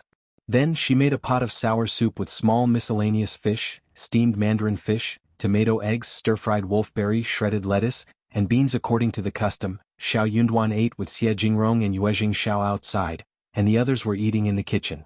Those from the first section of the family were quite calm compared to the last time when they met Yuezheng, Xiao and Jingrong. Even someone as honest as Shao Dalong came over and greeted them with a forced, embarrassed smile. Anyway, they were just very happy that the two young masters were from a good family and were willing to visit them at home and befriend his brother. In the afternoon, Yuezheng Xiao mentioned hunting and he had a long conversation with Shao Xiaoqi and Shao Taotao. Yuezheng Xiao got even more interested after that. They were here to go hunting in the mountains, so they decided to return the following morning. They did not show any disdainful look at the Shao family's house, but the Shao family's house was not large enough to hold 4 people and 1 coachman. Since they had a wagon, they could head back to the town quickly. It was almost 4 in the afternoon when Yuezheng Xiao and Jingrong went back to the town. Ms. Niu brought her daughter to their home, claiming that she wanted to have a chit-chat with Taotao. But in fact she was planning on something else. Ms. Fong had already prepared for it. Before they could enter the yard, she drove them away and even implicitly warned Xiao Meiling. She told her not to behave stupidly like her mother lest she became a laughingstock. Xiao Meiling left with her cheeks burning red. Ms. Niu glared at Ms. Fong and left timidly. Ms. Fong was speechless. She was telling the truth and was doing it for Xiao Meiling's sake. Did Ms. Niu think that everyone else was stupid? The village was too small to hold a secret. Widow Sun, for example, talked a lot and she knew about this matter. It was shameless for Ms. Niu to get Xiao Meiling to meet the two young masters, especially under a thinly disguised excuse. If the marriage worked out well, then all was fine, otherwise who would dare to marry Xiao Meiling afterwards? Ms. Fong knew clearly that this matter would not work. Therefore she decided to remodify the house, especially making the gate tighter and locked properly. In the evening Ms. Fong said to the whole family, "Our house is too shabby and old, small too. Qi is getting married in a few years and you will all have children, so it is not big enough to hold you all. We need to build a new house." It was a major thing to build a new house and everyone got very excited, talking between themselves. Qiao Xian showed concern about it too. She could not help but look at Xiao Yunduan. They exchanged a look which made Xiao Xian feel quite embarrassed. She moved her gaze away from him. Did it mean that she was not leaving Xiao Yunduan ever? She had decided not to leave a long time ago, but she had not said that out loud. Also, Xiao Yunduan had not said anything to have her stay back. But the way she behaved seemed so obvious to Xiao Yunduan, who felt quite delighted. Eldest uncle sighed. "We do need to build 2 more rooms, but do we have any money for that?" Ms. Fong said, "2 more rooms? We need to demolish the whole house and build a brand new one, to live a cozier life. As for money, we have saved some." Eldest uncle. Published at 28th of August 2023, 12:40 and 51 seconds p.m. Chapter 361. Chapter 361. Speechless. If audio player doesn't work, press stop then play button again. Chapter 361. Speechless. When did she save money? Why was he not aware of that? At this point, Xiao Xian chipped in to clear this up. Xiao Xian smiled. "Dad, we went into the mountains a while ago, right? We found a patch of valuable medical herbs and sold them to the pharmacies in town, earning more than 50 liang, just enough for a new house." "What?" The eldest uncle's eyes widened as he responded in surprise. "How much?" "More than 50 liang. Actually, Miss Fong had decided to spend 200 liang to build a grand, new house, but she cut the number as she said it out loud. Eldest uncle wasn't good at counting, so he would never know the real numbers. He was kept away from the truth not because they were afraid of the second and third section of the family. They just wanted to save unnecessary trouble so that everyone could live a happy and peaceful life. Soon the second and third section of the family would get used to them being ignored. Eldest uncle was startled. "Which medical herbs are so valuable?" Xiao Xian replied crisply. "Gastrodia, which is required by the pharmacies, and that's why they paid us such an amount." Eldest uncle said voluntarily, "So many good things in the mountains. You should describe it well so your second uncle and third uncle could also join you next time to seek it." Everyone felt silent. "Okay." Xiao Xian said with a smile, "Gastrodia is rarely seen and we only ran into it once. When we see it next time, we will definitely bring it for them to learn from." Eldest uncle opened his mouth, feeling that something was wrong. But he could not figure out clearly what was wrong. He nodded. Okay. Xiao Xian really looked down at eldest uncle, who considered himself the head of the family. He kept taking unnecessary burdens onto his shoulders but still ended up being looked down upon by everyone. What did he really want from his actions? Xiao Xian did not think that she would ever understand what he wanted in his life. Miss Fong said, "Just don't tell them right now about it. The medical herbs aren't found easily. If that was the case, they wouldn't be so valuable. If you tell them now, they may get anxious. Eldest uncle felt uncomfortable but replied with a nod. Xiao Sanlang said with a smile, "Mom, we are building a new house, aren't?" Miss Fong looked motivated. Of course. Everyone discussed how big the new house should be, how many rooms, and what kind of construction should be done. 200 liang would be plenty, but Xiao Xian thought about adding some of her savings to the building so that the wall could be higher and best materials could be used for the decoration. What was the point of being rich and not use her money for making something good? This was a major event, and naturally it would not be finalized for a while. When everyone dispersed, they were still excited. The following day, Yuezheng, Shao and Jingrong arrived there early in the morning. Xiao Xian and the others all got up early too. Jingrong and Yuezheng Shao happened to be right on time for breakfast. For breakfast, there was white porridge that was thick and fragrant, as well as steamed flour rolls and steamed buns. The homemade kimchi included radish strips, cowpeas, red peppers, carrots, green lettuce which had been placed on the table. Also, there was a plate of crispy finger-sized fried fish wrapped in batter, diced radish, shiitake mushrooms, and diced chili sauce that acted as side dishes to accompany the meal. In particular, the kimchi had a special fragrance, salty and sour, refreshing and bright in color. Just looking at it made people salivate. Published at 28th of August 2023, 12:40 and 50 seconds p.m. Chapter 362. Chapter 362. Into Mountains. If audio player doesn't work, press stop then play button again. Chapter 362. Into Mountains. Jingrong and Yuezheng Shao had never seen this kind of food before. They started to drool when they smelled it. They had eaten breakfast, but when Xiao Yunduan asked them to join him, they still ate half a bowl of porridge with kimchi. Yuezheng Shao still had some lingering taste in his mouth. "Your kimchi tastes really good. I'm already addicted to it." Xiao Sanlang stepped forward and said emotionally, "That is true. I also feel so. But my mom stops me from eating much." ECU 1b. She glanced at her dumb son. He ate too much to suffer from indigestion, but he was now saying that he could not eat enough? He was so dumb. Yuezheng Shao laughed. Xiao Xian said, "It is very easy to make it.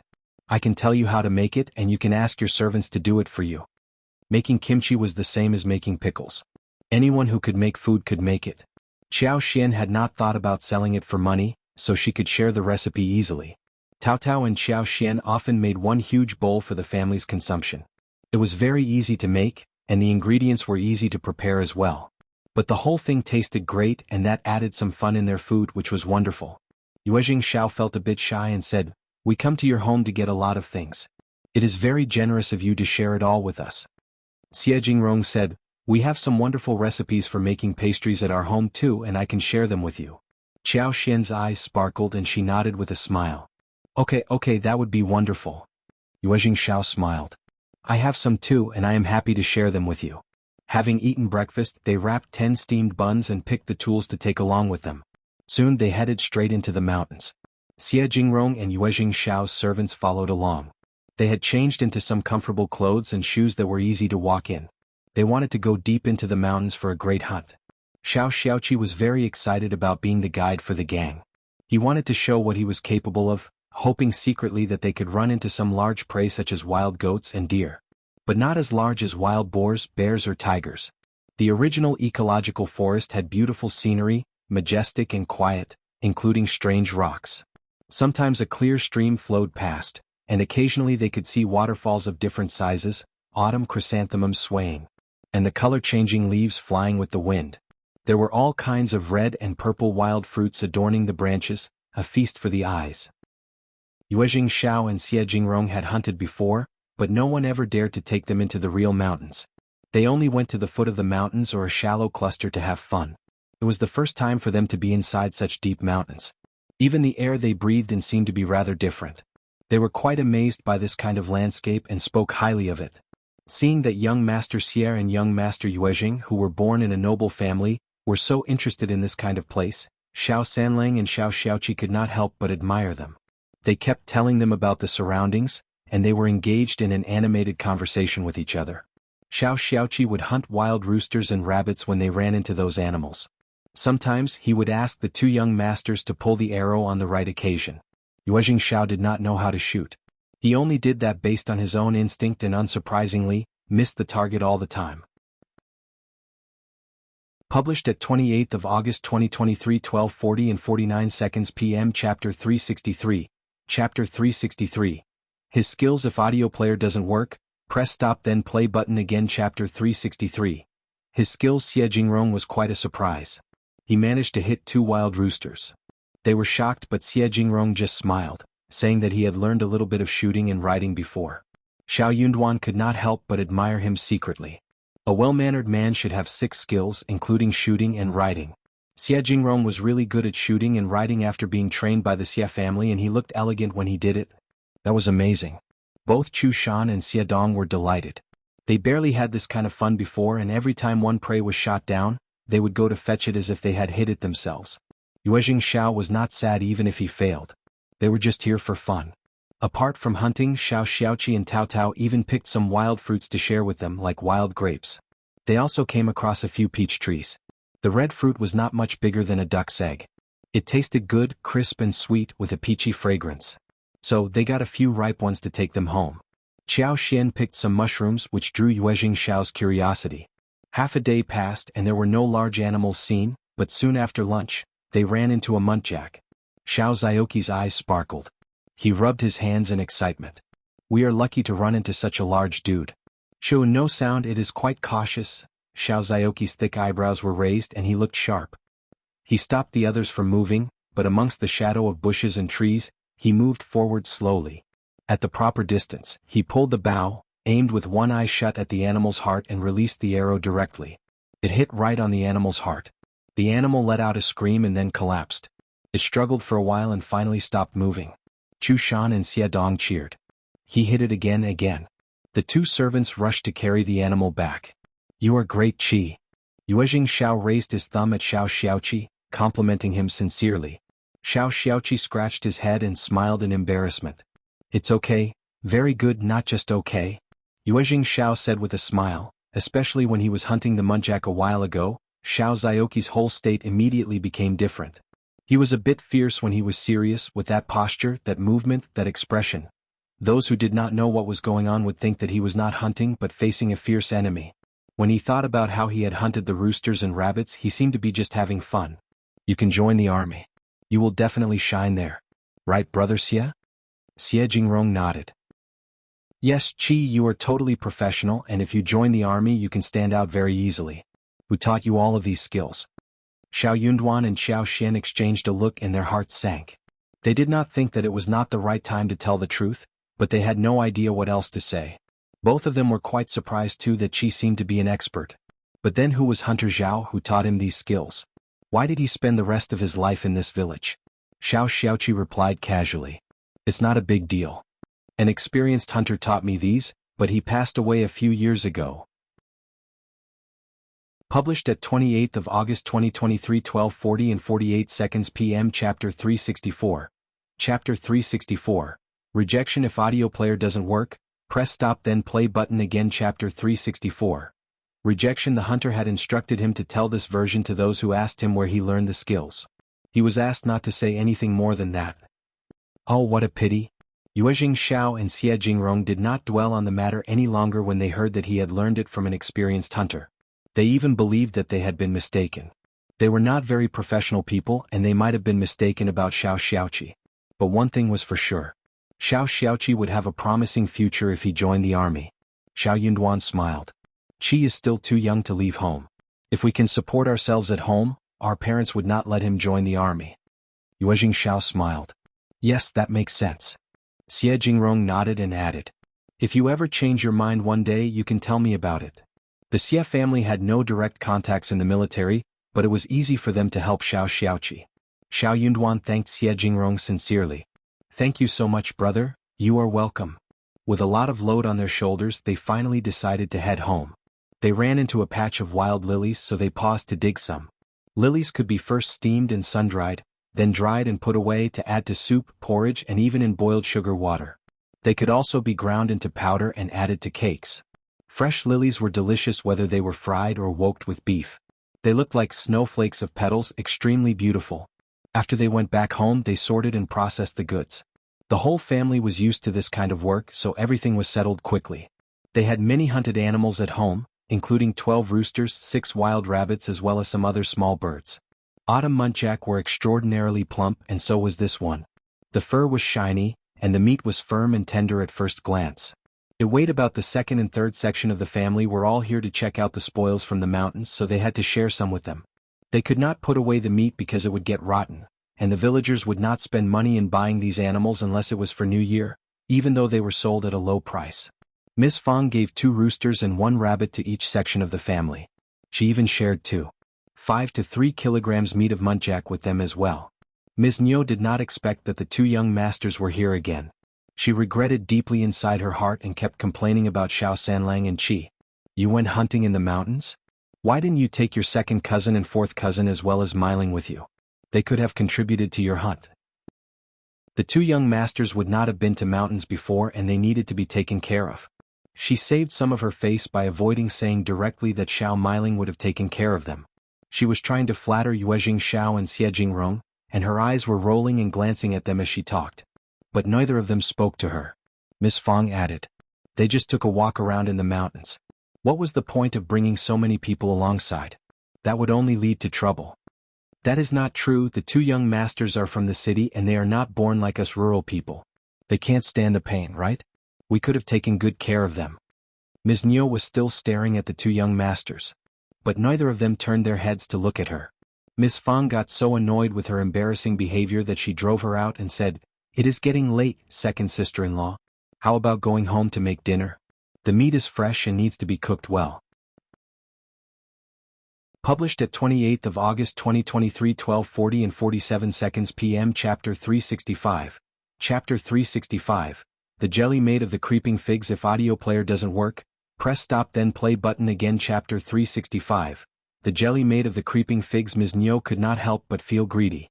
It was getting very late and the 2 young masters must be leaving soon. She could not do anything with the first section of the family around, so she had to leave. But the 2 young masters did not leave.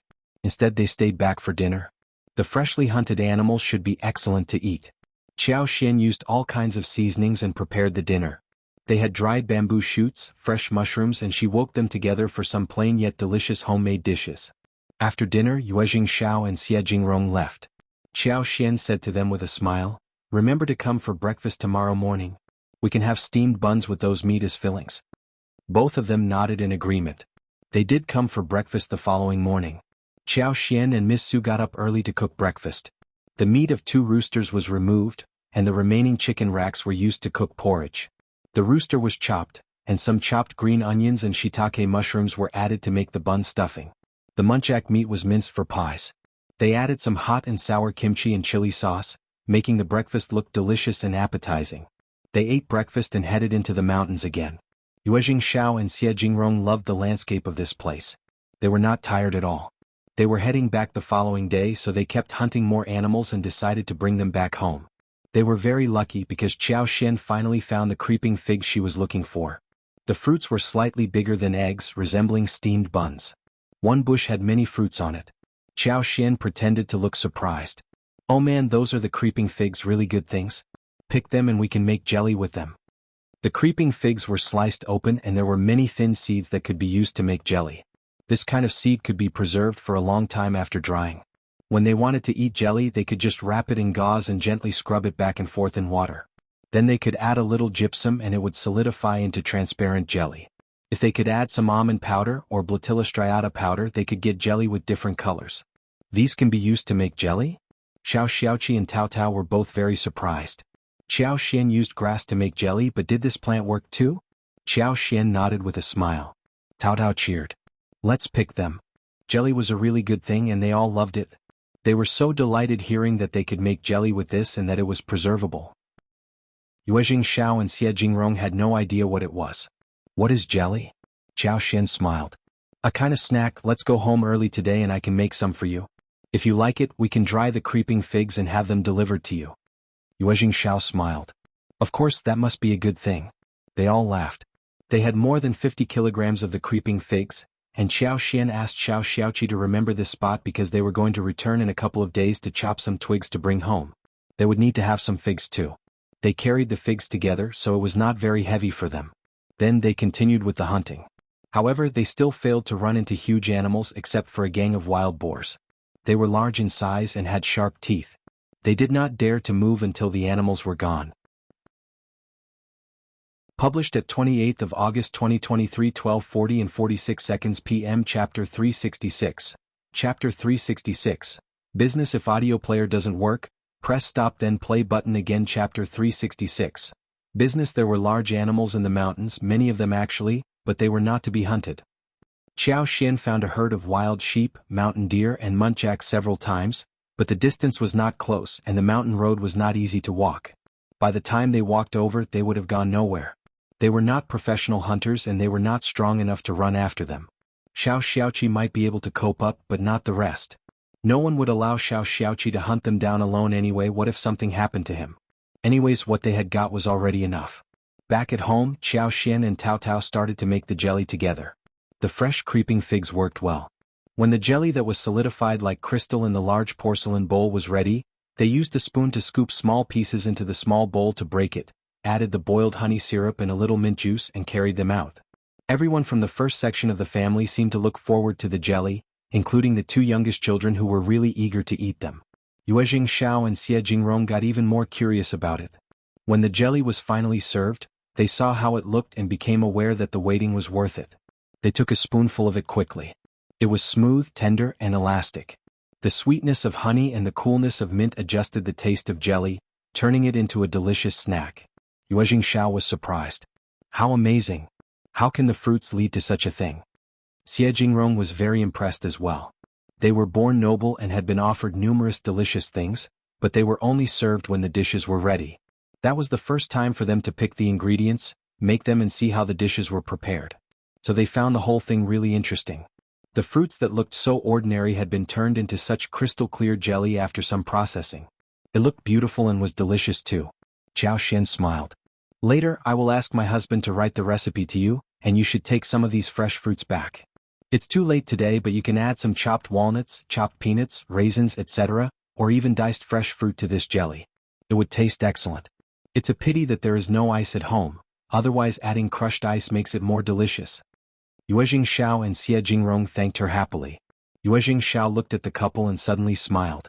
Brother Shao and sister-in-law, I have an idea. Why don't we open another store and just sell this jelly?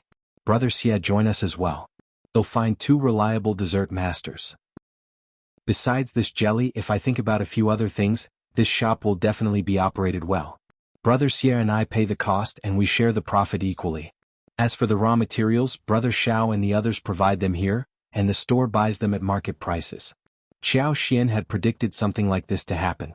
She exchanged a look with Shao Yunduan, who did not object, so Qiao Xian smiled. That should work when it gets hotter next year.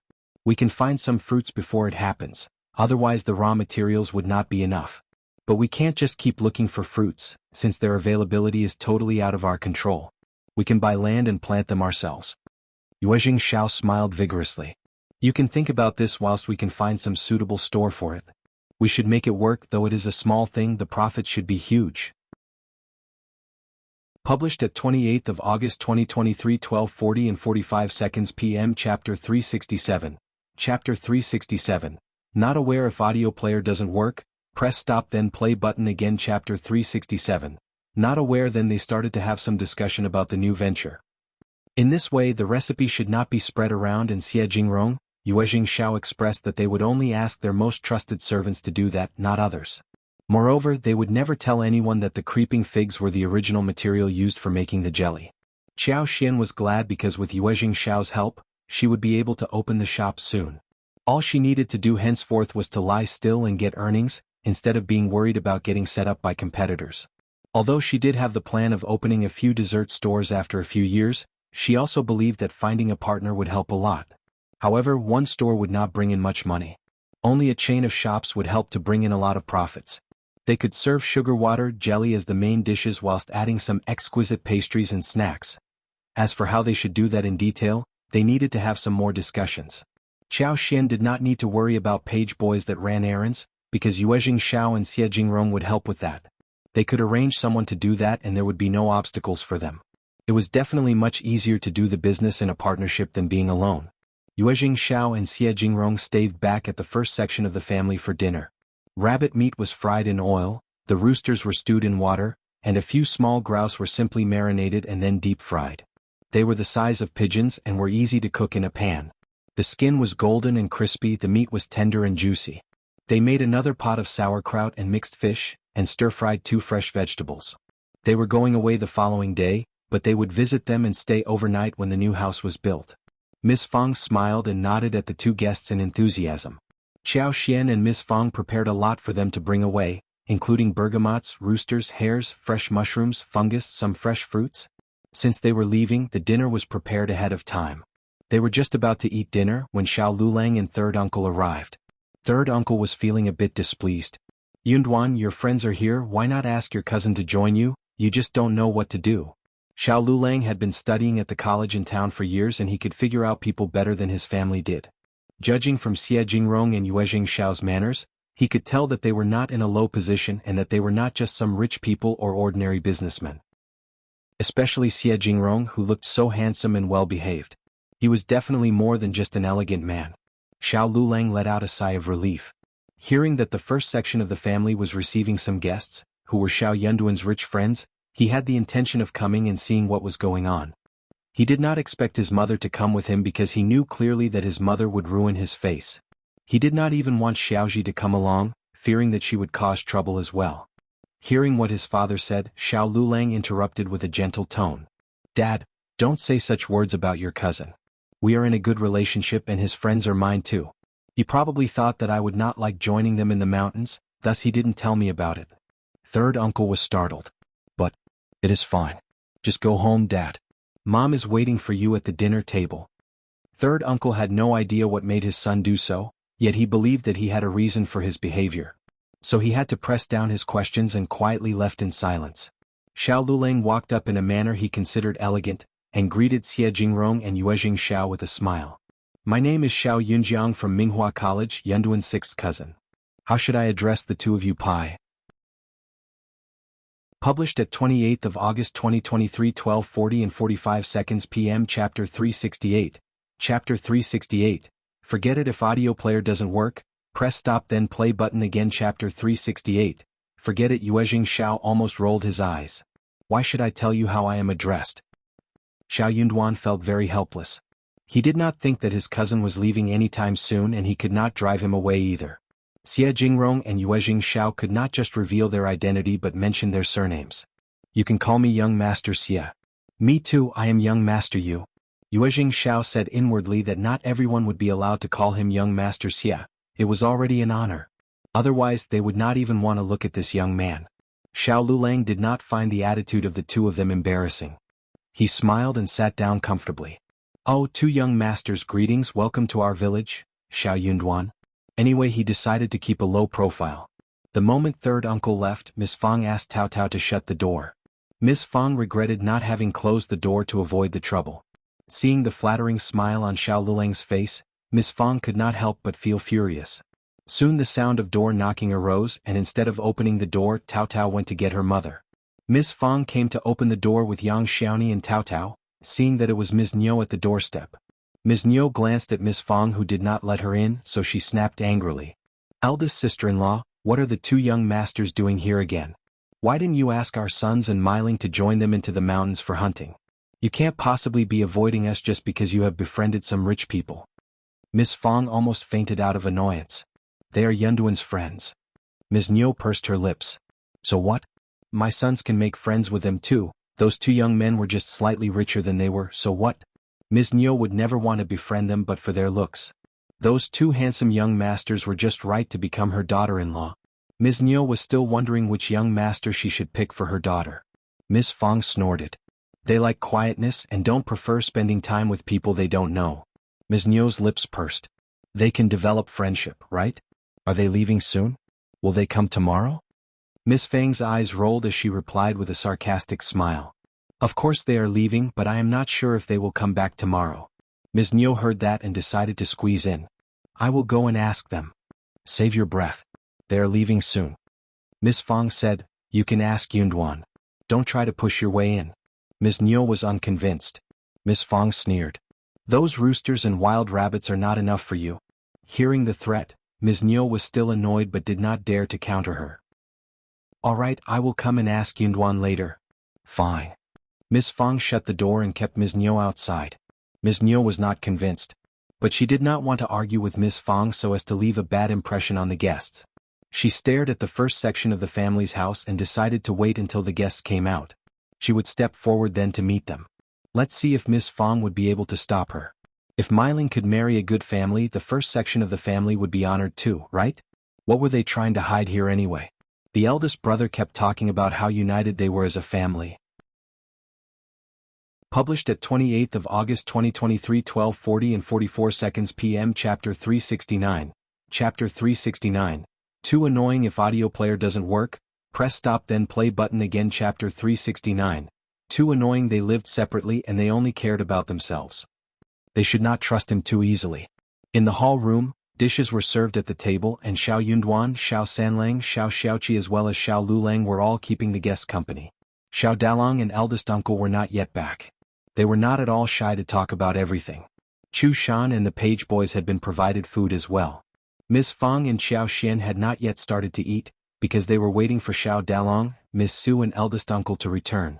Even though Xie Jingrong and Yuezheng Shao ignored Shao Liulang completely, yet he still behaved as if he were very well-mannered and learned so as to leave a good impression on the two young masters. He did not intend to leave when the dinner was served, especially when he saw the delicious dishes on the table. As the strong scent went into his nose, he could not help but swallow down his saliva. Shao Liulang did not believe that the first section of the family had made those dishes. He assumed that Xie Jingrong and Yuezheng Shao had brought the food from some restaurant from the town. That made him feel even more envious. The dishes must have cost a lot because they included meat and were delicious, well-made and filled with rich ingredients. These two young masters were so generous. They must belong to really rich families. As they were seated, Shao Sanlang and Qi also took their seats. But Shao Liulang said, "Third cousin and Qi, you don't read. What is the point of being seated here? You want to understand what we are talking about, you can leave us here instead." Shao Sanlang rolled his eyes. Leaving them here? Whose home was this? He not only came to their home to show off but even behaved as if he were the master of the family. Shao Sanlang did not want to be talked down to. Before Shao Yunduan said a thing, he smiled. "Sixth cousin, this is not right. What about you going back home and asking the third aunt to prepare a table of dishes to treat the two young masters?" Shao Liulang stiffened and asked with displeasure. "What do you mean?" Xie Jingrong said, "Sanlang and Qi are both very nice." Yuezheng Shao laughed. "Let's just eat. We should leave before it gets too dark." Shao Yunduan smiled and nodded. "Please?" Shao Liulang was quite displeased but said nothing more. Seeing that everyone started to eat, he could not stand it anymore. He took a piece of meat and bit it and found that it was delicious. He added half a golden fried grouse and it was amazing as well. He wished that he could even chew the bones. Shao Liulang kept reminding himself to remain well-mannered, still he just could not help but reach for the dishes. He enjoyed it so much that he forgot to suck up to Xie Jingrong and Yuezheng Shao. As a result, Shao Yunduan and Xie Jingrong as well as Yuezheng Shao had a nice chat with each other. It was a good meal but it was a bit disappointing for some outsiders to get in. Xie Jingrong and Yuezheng Shao didn't eat much but Shao Sanlang and Qi didn't want to let Shao Liulang eat too much so they kept eating. By the end, Shao Liulang was quite full. Xie Jingrong, Yuezheng Shao waved goodbye to Shao Yunduan and Ms. Fang, as they put the things onto the wagon and were about to leave. Yuezheng Shao had taken away the 1,500 lipsticks and 500 lip balms. Xiao Xian planned to make several more lip balms, since they just had this much raw materials. Published at 28th of August 2023, 12:40 and 43 seconds p.m. Chapter 370. Chapter 370.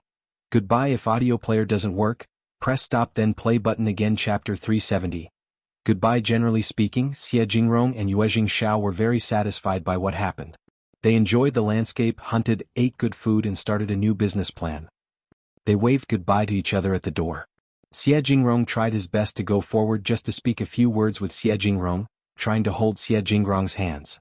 But Xie Dong could not stand it anymore and separated Shao Liulang from Xie Jingrong. He said impolitely, "Stay away from my young master." Xie Jingrong glanced at Xie Dong and said calmly, Okay, do not be so rude to brother Xiao's cousin." Hearing that, Xiao Xian almost burst out in laughter. Xie Dong apologized. "Sorry for being so straightforward, sorry." Instead of saying anything more, Jingrong gave him an understanding look. Jingrong was a very outstanding man, and was used to being pestered by outsiders. He knew what to do so as to turn people down. But he had never run into someone as annoying as Shao Liulang. Shao Liulang understood clearly what Jingrong meant. He forced an embarrassed smile and his cheeks turned red. Having said the words, Jingrong and Yuezheng Xiao went onto the wagon. At the same time, Ms. Niu rushed forward with Xiao Miling, whose face was flushed. "Oh, two young masters." Ms. Niu rushed forward and smiled. "It is getting so late, why not stay for one more night? We have 2 empty rooms for you to stay overnight." "Second aunt, these 2 young masters still have business to do and anyways we can entertain them well. Don't worry about it." Xiao Yunduan had not wanted to start an argument with them, but they were getting more and more ridiculous. Ignoring him, Ms. Niu shouted, seeing the wagons which were ready to leave. "2 young masters, have you both gotten engaged?" Jingrong was speechless. Yuezheng Xiao chuckled, lifted the curtain and said, "We are both engaged and our fiancés are born noble, good at flute, chess, calligraphy and painting. Even their maids are good at reading and writing poetry." "Ms. Niu." Yuezheng Xiao laughed, nodded at Xiao Yunduan and put down the curtains. They left as the coachman whipped the horse. Miss Fang sneered. "You are older than them, right? How can you ask them such a thing? What would you do if they were not engaged?" Ms. Niu snapped angrily. "I'm just asking, okay? They are my nephew's friends and they are younger than me. Why can't I ask them about it?" "Second aunt." Xiao Yunduan threw a cold look at Ms. Niu. "Second aunt and third aunt, stop being so arrogant in the future. We live separately, so don't try to get involved in our business. Also, don't ever think about befriending my friends, otherwise I will do something about it next time." Thank goodness Jingrong and Yuezheng Xiao were people with a good temper and had a good relationship with him, otherwise the whole thing would have been so embarrassing. But what about the future? He might make more friends. If every time the second and third section of the family kept getting themselves involved in his business, it would be very troublesome for all. What? "Remember what I said, second aunt?" Xiao Yunduan said coldly and left. He wasn't a very talkative person, nor did he get angry easily. So when he did get angry, Ms. Niu and Ms. Fang were both startled. Published at 28th of August 2023, 12:40 and 42 seconds p.m. Chapter 371. Chapter 371. Son-in-law. If audio player doesn't work, press stop then play button again. Chapter 371. Son-in-law. Ms. Fang, who had been holding down her anger for the whole day, finally lost it upon hearing what Xiao Yunduan said. She sneered at Ms. Niu. "Heard that? Stop messing around. Why can't you just live your own life well? Why do you keep causing others trouble? I will not be nice to you anymore if you continue like this." Ms. Niu told herself that they had never been nice to them. Ignoring her, Ms. Fang and her family went back to their home and shut the door. Ms. Niu said furiously, "What are you so angry about? You are just mean people who get lucky. What is the point of being so conceited just because you have got a rich daughter-in-law?" Ms. Niu mumbled and left hesitantly. She was totally disappointed. Her son-in-laws were gone. Why were they engaged? That was such a pity. Ms. Niu dropped the idea when the 2 young masters were engaged. It was never easy to break an engagement. But Xiao Miling looked disappointed. Xiao Miling felt so ashamed when hearing what Ms. Fang said to her and had almost dropped the idea. But she got totally dumbfounded when she saw the 2 young masters personally. The 2 young masters looked so handsome that she just could not move her eyes off them. She had never seen such good-looking people before. Xiao Miling became very excited about getting married, far more than her mother did. But the dream was broken so suddenly. When Ms. Niu left, Xiao Liulang got startled and brought himself back as he knocked at the door. "Fifth cousin, please?" He had a lot to ask Xiao Yunduan regarding the 2 young masters. He had never met such characters at the college and he had never heard of them before either. But they were so outstanding that they would always draw attention. How did Xiao Yunduan get to know them? Xiao Yunduan stood in front of him as the door was opened. He asked coldly, "What else do you want?" Xiao Liulang could not help but feel a bit timid. But the next second he got a bit furious and asked with displeasure, "Fifth cousin, why do you speak with me like this? I never want to mess around with you, but that doesn't necessarily mean that you can behave arrogantly in front of me." Xiao Yunduan stared at him coldly. "Xiao Liulang, your behavior was way over the top. They are my friends, not yours. I hope you bear my words in mind, and don't try to pretend as if you are the master of the family and speak some strange words." Xiao Liulang got so furious that he could not utter a word. Xiao Yunduan shut the door after throwing a cold look at him. Xiao Liulang did not realize what happened after standing at the door for a long while. He clenched his teeth and said, "What are you being so arrogant about? The two young masters did not complain about me, you are just jealous of me having a nice chat with them." Xiao Liulang always spoke well of himself and he was not even bothered to conceal that. He just felt so ashamed to have his drawback been pointed out. How dare Xiao Yunduan speak to him like this? That was so irritating. Did he think that he was going to turn to him for help? He should wait and see who would be the beggar in the future. Published at 28th of August 2023, 12:40 and 41 seconds p.m. Chapter 372. Chapter 372. No, next time if audio player doesn't work, press stop then play button again. Chapter 372. No, next time only his cousin had influential friends? He had friends too. He was going to bring his friends home for him to take a good look at? Xiao Liulang left angrily. After dinner, eldest uncle looked at Xiao Yunduan with a confused yet long-sighted look. "Oh, Yunduan." Xiao Yunduan looked at his father in a composed way, and eldest uncle subconsciously stopped himself. "Dad, if you are going to talk about what happened today you can stop right here. Brother Xiao and Yuezheng are my very important friends and they can't be troubled. Second aunt keeps asking about their marital status whenever she runs into them. Do you think that is a proper thing to do? The sixth cousin is so arrogant that he thinks highly of himself. They didn't say a thing about it, otherwise it would look really bad on our family. If I pass the examination, there will be more such guests in the future. If they keep messing up like this time, do you think that I can afford to offend every guest? Not everyone is so good-tempered like Brother Xiao and Yuezheng. I am letting you know there is no next time. If they continue to act like this, we'll drive them away without any negotiation." Having said that, Xiao Yunduan left with Qiao Xian. If his relatives behaved like that all the time, he would lose all his friends and have his reputation ruined. Also, if he passed the examination, the guests might not be here for real friendship, but just for connection and reputation, which should be regarded with even more care. If those relatives kept behaving like this, something bad would definitely happen sooner than later. Xiao Yunduan did not care about their behavior in the past, but they kept giving him trouble again and again. Eldest uncle realized that his son was very angry this time, and he felt quite guilty and almost didn't say anything. But when thinking about the whole family, eldest uncle felt perturbed, so he added, "Yunduan is getting more and more irritable. Second sister-in-law didn't behave well, but she loves her daughter.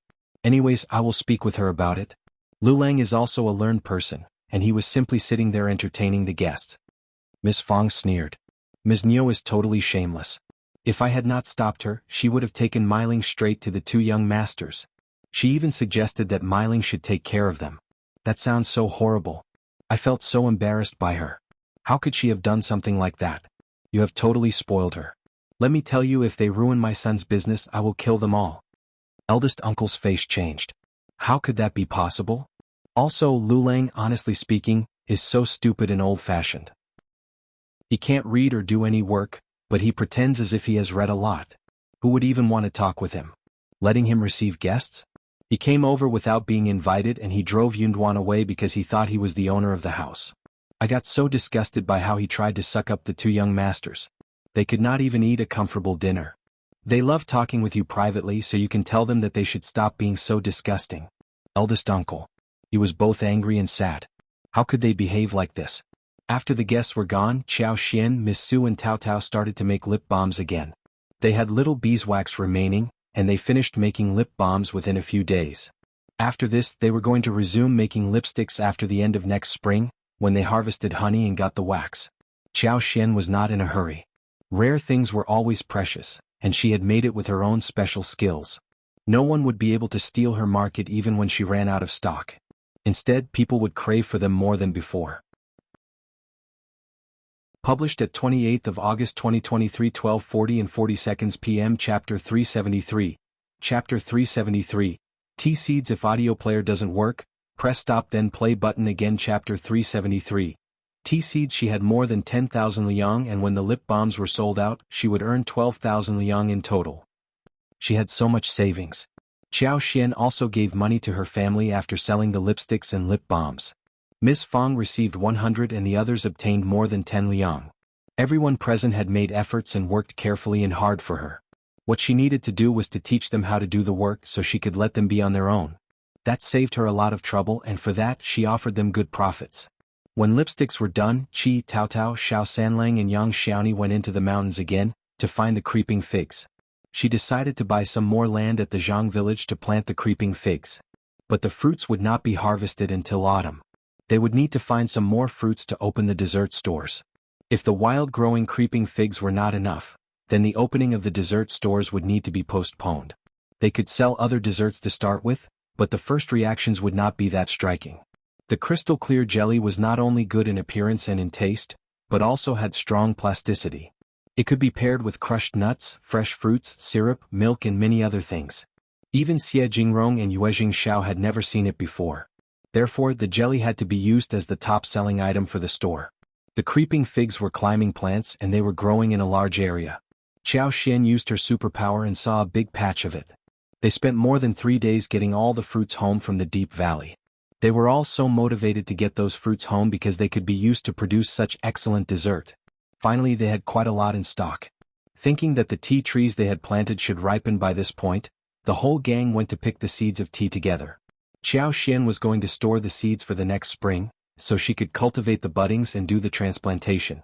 She was going to use her superpower to make the trees grow faster, better and healthier, which solved all the problems of transplantation that everyone else worried about. She was going to dig some buds from the mountains for the land, which would need to be expanded. When the planting was done, they could just wait to receive the money. They came to the forest of the golden sprouts. It was not the time for tea harvesting, but the trees grew so well that every leaf seemed to be lush and vibrant. As they approached the tea trees, they could smell the scent that freshened up their mind. Qiao Xian could not help but take a deep breath. The excellent tea leaves were really outstanding. There were many tea seeds falling down in the bush. Qiao Xian ignored those that had not yet ripened on the twigs. The unripe tea seeds could not be used as the real seeds. It was not very easy to pick the right tea seeds from such a messy bush. They had no other tricks except for using their eyes and hands to seek carefully and pick. They needed to be very cautious when they were doing the work in case they damaged their fingers. Qiao Xian smiled. "We are working so hard today. Let's have a delicious dinner tonight." Published at 28th of August 2023, 12:40 and 40 seconds p.m. Chapter 374. Chapter 374. More land. If audio player doesn't work, press stop then play button again. Chapter 374. More land. That cheered up everyone. They laughed and agreed to her proposal heartily. It was never easy to make a table full of dishes, especially when it came to the people who ate a lot. Qiao Xian did not cook every day. Normally it was Ms. Su and Yang Xiaoni who cooked, and Taotao helped. Now Ms. Zu's cooking skills had improved a little, mainly because she was willing to put seasonings, and knew how to put various condiments such as oil, salt, sauce and vinegar together. In addition to the vegetables in the yard, there were also dried bamboo shoots, various dried mushrooms and fish. Shrimp, meat, tofu and other delicious ingredients that were cooked over a fast fire, and the taste would be equally good. Qiao Xian had thought that the seeds could be picked within 1 day, but the time was limited, and she had to postpone the work of golden sprouts. It seemed that they needed to work 1 more day to pick the lavender. After around a week, when a new patch ripened, they could come and pick it again. That was very troublesome, and the harvest was full, so Qiao Xian made a calculation and found that there should be at least 20 or 25 kilograms of it. The seeds were raven, plumpy, oily on the surface, looking really good. Qiao Xian could easily feel that what was hidden under the shell was full of liveliness. They did not stay late in the mountains. By the time they went home, the sun was just setting. They gathered the seeds, and after taking a shower, Qiao Xian started to make the dinner. She had already put dried shrimps and dried hairtail in hot water, and now they were ready.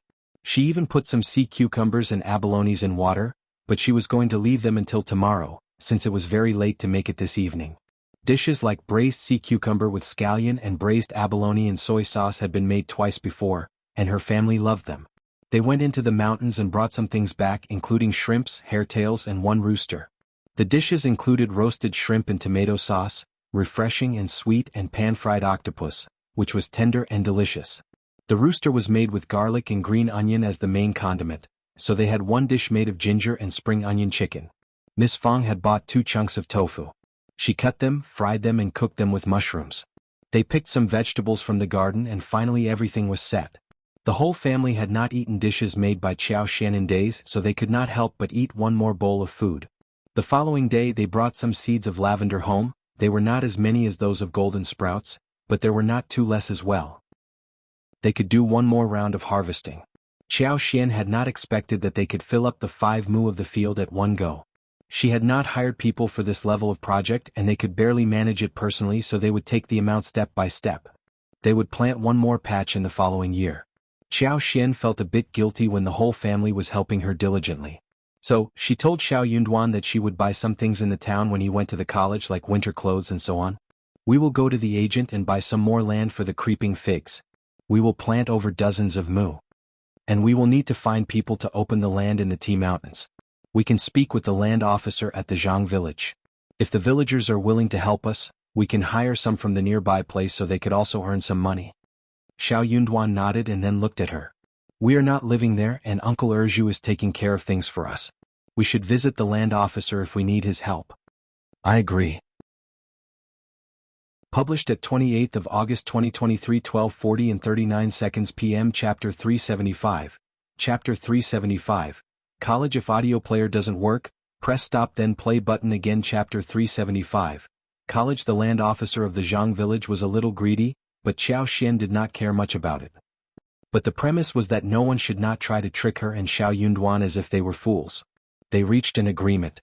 They would go to the town together on the day when Xiao Yunduan intended to head to Minghua College. Xiao Xian had 2 large bergamots and decided to take them to Mingren Tang and give them to Manager Qin. Xiao Xian already asked Xiao Yunduan if he was going to give some things to the teachers at college. Xiao Yunduan shook his head and turned her offer down. The 3 teachers at Minghua College were not outstanding in knowledge and they were not the same when treating others. One person called Mr. Zhou was even worse. He treated those students from a rich family in a friendly manner and even inquired about how they were doing, but he always ignored students like Xiao Yunduan who hailed from the village. Before Xiao Yunduan became the cultivated talent, they did not think that he was promising at all. It was not until he became a cultivated talent and married Xiao Xian, when they started to treat him nicely and passionately for a while. Later, when they realized that the Qjao family never visited him and he did not talk about his relationship with the Qjao family, and that Xiao Xian was just a concubine's daughter, they tried to stay away from him. But for being the cultivated talent, they would even drive him out of the college. The 3 teachers had been living in town and they hung out with rich people sometimes. So, they were quite knowledgeable and were different from normal villagers. They could clearly see how the Qjao family treated Xiao Yunduan. Xiao Xian must be a disgraced daughter of a concubine. Hence, the Qjao family would not like this son-in-law of theirs. Therefore they would not mingle with Xiao Yunduan. As a result, even Xiao Yunduan treated them like ordinary teachers. They were given some small presents and during festivals they were given a dozen eggs and 1 or 2 chickens, that was all. Xiao Xian had no idea what was going on at the college, but she followed what her husband told her. As Xiao Xian reached Mingren Tang, Manager Qin was extremely cordial to her after not seeing her for a long time. His eyes were sparkling seeing the 2 large golden fruits. He could not help but praise them. Bergamot was one of the best tributes offered to the ancestors of gods and Buddhas. For those who were a little more particular, there must always be a pair of big bergamots served at home. But it was not easy to get the top-grade big bergamots because in the process of growth, bergamot was easy to get scratches, and the bergamot with scratches could only be used to fumigate the house as a decoration or as medicine. Madams and ladies from rich people really liked bergamots. When Xiao Xian offered the present, Manager Qin decided to take them home to his mother, who would get really pleased. He would be very happy when his mother was happy. He could not help but ask Xiao Xian, "Mrs. Shao, do you have any other similar ones? If yes, please spare some to me and I will buy them at a reasonable price." It was a great thing as presents. Xiao Xian smiled. "You are too late, Manager Qin. It is not easy to get the fruits without scratches. We only had 4 and the other 2 have been given to young Master Xiao and young Master Yuezheng." Manager Qin was startled. He was very surprised that Xiao Xian was hanging out with the 2 young masters. "Oh, that is a pity. But if you have more in the future, spare some for me too, okay?" Xiao Xian nodded with a smile. "No problem." Published at 28th of August 2023, 12:40 and 38 seconds p.m. Chapter 376. Chapter 376. The Creeping Figs. If audio player doesn't work, press stop then play button again. Chapter 376. The Creeping Figs. Manager Qin laughed and thanked her. He was not going to steal the fruits from young Master Xiao and young Master Yuezheng. They had a small chat and after that Xiao Xian went shopping. She went to the cloth shop first, and bought a lot of fabric suitable for cutting clothes in autumn and winter. The ones she had bought in the province were not meant for winters. After that, she paid page boys to deliver them to Mingren Tang, which the page boys agreed to. She also bought some skincare products at the cosmetics store. Lipsticks were already very popular, and Xiao Xian overheard some rich ladies and madams talking about lipsticks at the store. The women were greedy for the lipsticks, and they kept urging the manager to see if she could get some samples from the province. Even paying 7 liang for one lipstick was okay for them. Their housekeepers had been to the province many times, but they all failed to buy even one. The manager smiled helplessly. She would very much like to buy the lipsticks which were famous everywhere by now, but it was the third young master of the Yuezheng family who ran the business. Moreover, they always ran out of stock as soon as they were placed on the shelf. Where was the chance for finding spare ones for the outsiders? The lipsticks were precious and extremely short in supply. The manager just could not get the chance to get even one. Xiao Xian was quite surprised. She had not expected that such highly priced lipsticks could be sold in this small town, but the truth was that all women loved to look pretty. Her lipsticks were the only existing products in the whole world, and no one would be able to resist the charm. They still had many spices prepared at home, and those things did not go bad so quickly. She had bought them from the province. She walked around the market and decided to take some pork home. Fresh pork would last a few days under such weather. She bought ribs, pork belly, hind legs, pork knuckles, as well as pork liver, pork belly, spending nearly 300 when at one go. The butcher sold her the meat with an enthusiastic smile and gave her a pig heart as a present. Xiao Xian thanked the butcher with a smile, and began to think about what to cook in her heart. She thought about making stewed pork ribs, deep-fried pork ribs this evening, sweet and sour braised pork the next day, and half of the pork belly would be made of twice-cooked pork and half steamed with noodles. She decided to make stir-fried hind legs and salted pork knuckles for the day after tomorrow. Pork belly, pork liver, and pork heart were all prepared for tonight. After processing the remaining ones, she could fry the hot and sour pork belly, pork heart, and pork liver with pickled vegetables. Ginger slices would be used to remove the strange smell from the meat. Scallops and eels would be added to make it more delicious. She was drooling for pork which she had not eaten in a long time. After delivering the meat back to the pharmacy, Xiao Xian went to the market and bought a few more things. Then she went into a restaurant, ate one bowl of noodles before heading back to Mingren Tang, where she waited for Shao Yunduan. Shao Yunduan met her at the scheduled time. They went to fetch the agent, rented a wagon and headed straight to Zhang village. The agent did not turn down such a huge business deal, though he was very curious about what they wanted to do with so much land. But he knew that he should not ask them about this. The land officer of the Zhang village did not hesitate to sell them the mountain land, which was not that valuable anyways. Shao Yunduan expressed that he would like to hire someone to clear up the land, which pleased the land officer as well. He promised that as long as the staff were properly paid, they would work hard and well. The villagers had run out of farm work after the autumn harvest. They could do some extra work and save a little money for the new year. No one would turn such an offer down. Chapter 377. Tea Mountain. After the agreement was reached, Xiao Xian and Shao Yunduan went to visit Ding Erju and Ms. Zhou. The couple were very pleased to see them and received them in the main room. Shao Yunduan and Xiao Xian had paid a visit to them during the autumn harvest, which was a month ago. Ms. Zhou poured some tea for them and Ding Erju talked about what was going on with them these days. Hearing that they were going to open up the barren mountain, Ding Erju became serious and attentive. We already spoke with the land officer about this. Uncle Erju, you can decide regarding who to hire and how to manage it well. It would be best if we can sort out at least 500 mu of tea mountains before the new year. 300 mu of it should be ready for the planting of tea trees. Apart from these lands, there will be another land as large as 100 mu, which would be for other plants. Ding Erju nodded constantly. Okay, I will speak with the land officer in the afternoon and take over the job. The tenants are available right now, and with the help from the Zhang village, we can definitely clear through 300 to 500 mu of land. That's good. Xiao Xian smiled. If anyone asks about the salary, we are offering 31 a day and lunch included. The lunch will be meat and vegetable steamed buns or rolls. They could not specify the dishes because there should be at least more than 100 people working together when the project starts, so steamed buns made everything easier. Aunt Zhou, you can make some steamed buns with a few women at the village, and they should be paid 21 a day. You can buy the fillings from town and at least 1/3 of the fillings should be meat. Xiao Xian believed that labor should be well served so that they could be full of energy to work harder. 31 a day was considered to be a high payment. Ding Erju felt concerned on their behalf, so he said, the salary is too high and the competition would be fierce. That would be quite troublesome. If it was 15 won a day, that would be a relatively average price for those who craved to earn some money, and those who were selected to work for them would not protest. But 31 a day would be really appealing for everyone to come and join them.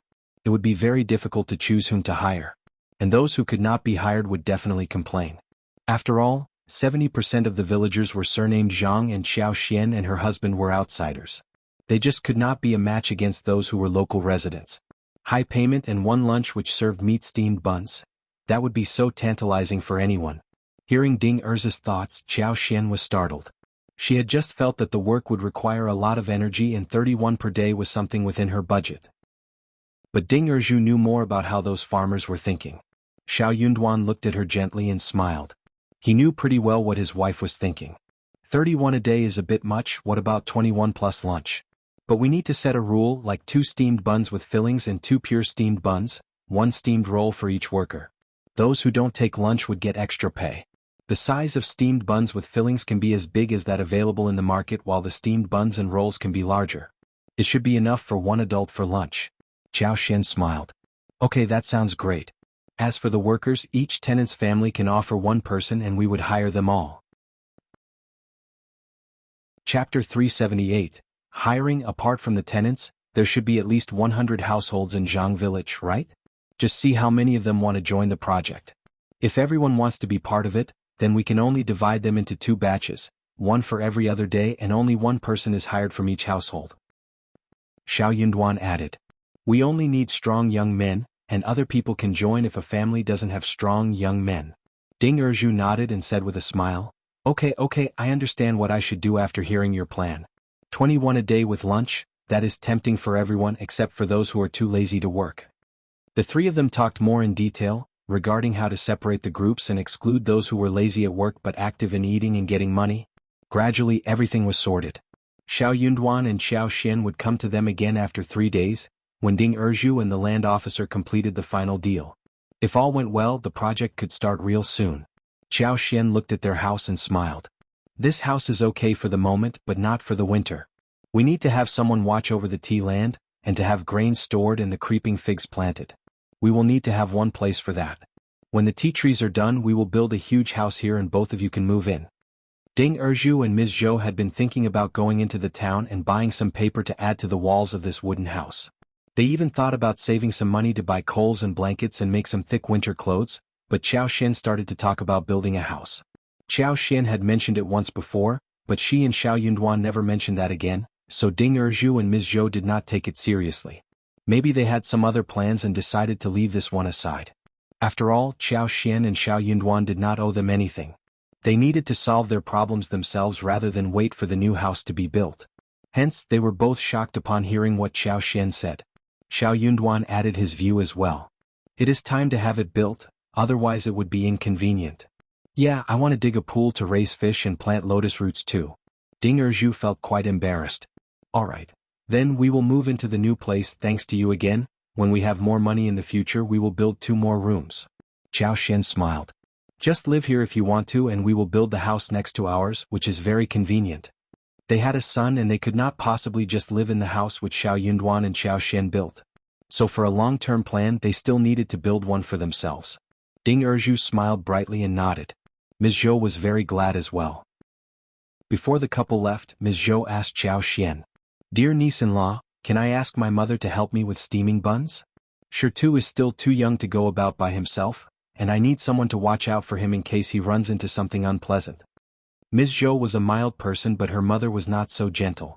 Ms. Zhou needed her mother to back her up. If the women who worked took them at will, or their children came to fetch them, or even the children from the village offered the eagerness to fetch the steamed buns, Ms. Zhou would be too timid to say no. Xiao Xian smiled. That is a good idea. I was worried whether you could spare more time and energy into it. It would be good that your mother comes over. The land officer's wife could help as well. Both your mother and the land officer's wife can earn 31 a day and you will be paid monthly, which is not included in this. Chapter 379. Uncaring MS. Zhou let out a sigh of relief and said with a smile, I don't work that much and I am still getting paid. Now that I have work to do, I can't get extra payment this time. Xiao Xian laughed. You have helped us a lot. Without your help, we would not have harvested the rice so smoothly. The tenants had no idea who on earth Xiao Yunduan and Xiao Xian were, except that they were from outside the village. But for the couple who watched them doing the harvest, they might not have been honest in their efforts. Some might even have harvested some to their own home first. But during the harvest there was always someone who was watching them work. Ms. Zhou and Ding Erzhu were both quite embarrassed. That is what we ought to do. After Xiao Xian and Xiao Yunduan left, Xiao Xian still believed that the payment was quite low. She smiled at Xiao Yunduan.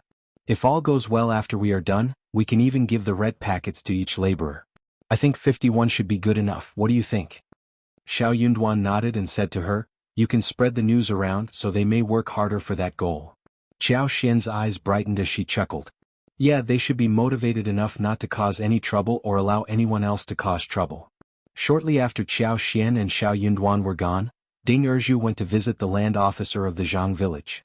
The land officer always believed that Ding Erzhu was Xiao Xian and Xiao Yunduan's relatives, so he treated him very politely. They had a very smooth and happy conversation during the deal. Xiao Xian knew that the local hooligans had some reputation in the village, and the land officer of the local area should be given some extra benefits for containing them. When the land officer got the benefits, Xiao Xian would get him to hire the villagers to work for him so he could be pleased too. Xiao Xian and Xiao Yunduan went back to the town, fetched what they left at Manager Qin I's place and headed home. Bull cart was a bit slow and Xiao Xian smiled. When the new house is built, let's buy a donkey cart for faster traveling. Xiao Yunduan nodded. When the new house was built, they would have a lot of space to put the donkey cart as well. They could not think about buying a wagon, since it was quite difficult to obtain. Even those rich people in town would not be able to afford a horse sometimes. When they went back home, they shared the presents with the whole family. Those presents were of different categories including clothes, food, and daily necessities. Miss Fong smiled with a sigh. We all have savings and we can buy what we need ourselves. You don't have to buy us anything. You and Yunduan should save money for future use. Miss Fong firmly believed that her son would make it to the next level and his studying would cost a lot of money. Xiao Xian smiled. Don't worry, Mom. We barely spend any money and we have savings as well. Also, we are making a lot of money too, right? Miss Fong chuckled. True, and that is all because you helped us with it. Miss Su was very delighted. She had been thinking about making winter clothes, either with her own money or the shared savings. But Xiao Xian had brought so many materials home, even cotton. That saved her a lot of money. Yang Xiaoni was glad too. She placed the garment on herself, asking her husband if she looked nice.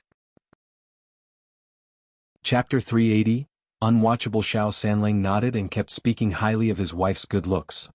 Yang Xiaoni felt bashful. Her cheeks were flushed but her eyes were sparkling and she smiled brightly. Miss Fong did not look at them while the rest pretended not to have seen the whole episode. The couple had always been like this and the rest of the family was used to it by now. 3 days later, Xiao Xian and Xiao Yunduan went to the Zhang village with the required money. They finalized the deal with Ding Erzhu, Ms. Zhou's mother, land officer and his wife regarding opening the barren land. All the villagers at the Zhang village were glad about this project and almost every household applied to work on it. So, they were divided into 2 batches and took turns in doing the labor work. The land officer received a huge red packet and he was highly motivated. He said that he was going to watch over everybody so that nobody would get lazy during the work hours. Hearing that there would be an even bigger red packet after the project was done, the land officer became even more delighted. Xiao Xian smiled. We would need many more laborers for our tea mountains. Work hard and we will hire more people. Those who don't work hard would have to be excluded, and we would hire people from other villages. The land officer nodded. Don't worry, we are all down-to-earth people and we will work hard. I will get rid of those sneaky ones for you. The land officer and his wife felt energized and devoted when he heard that there would be more money to make in the future.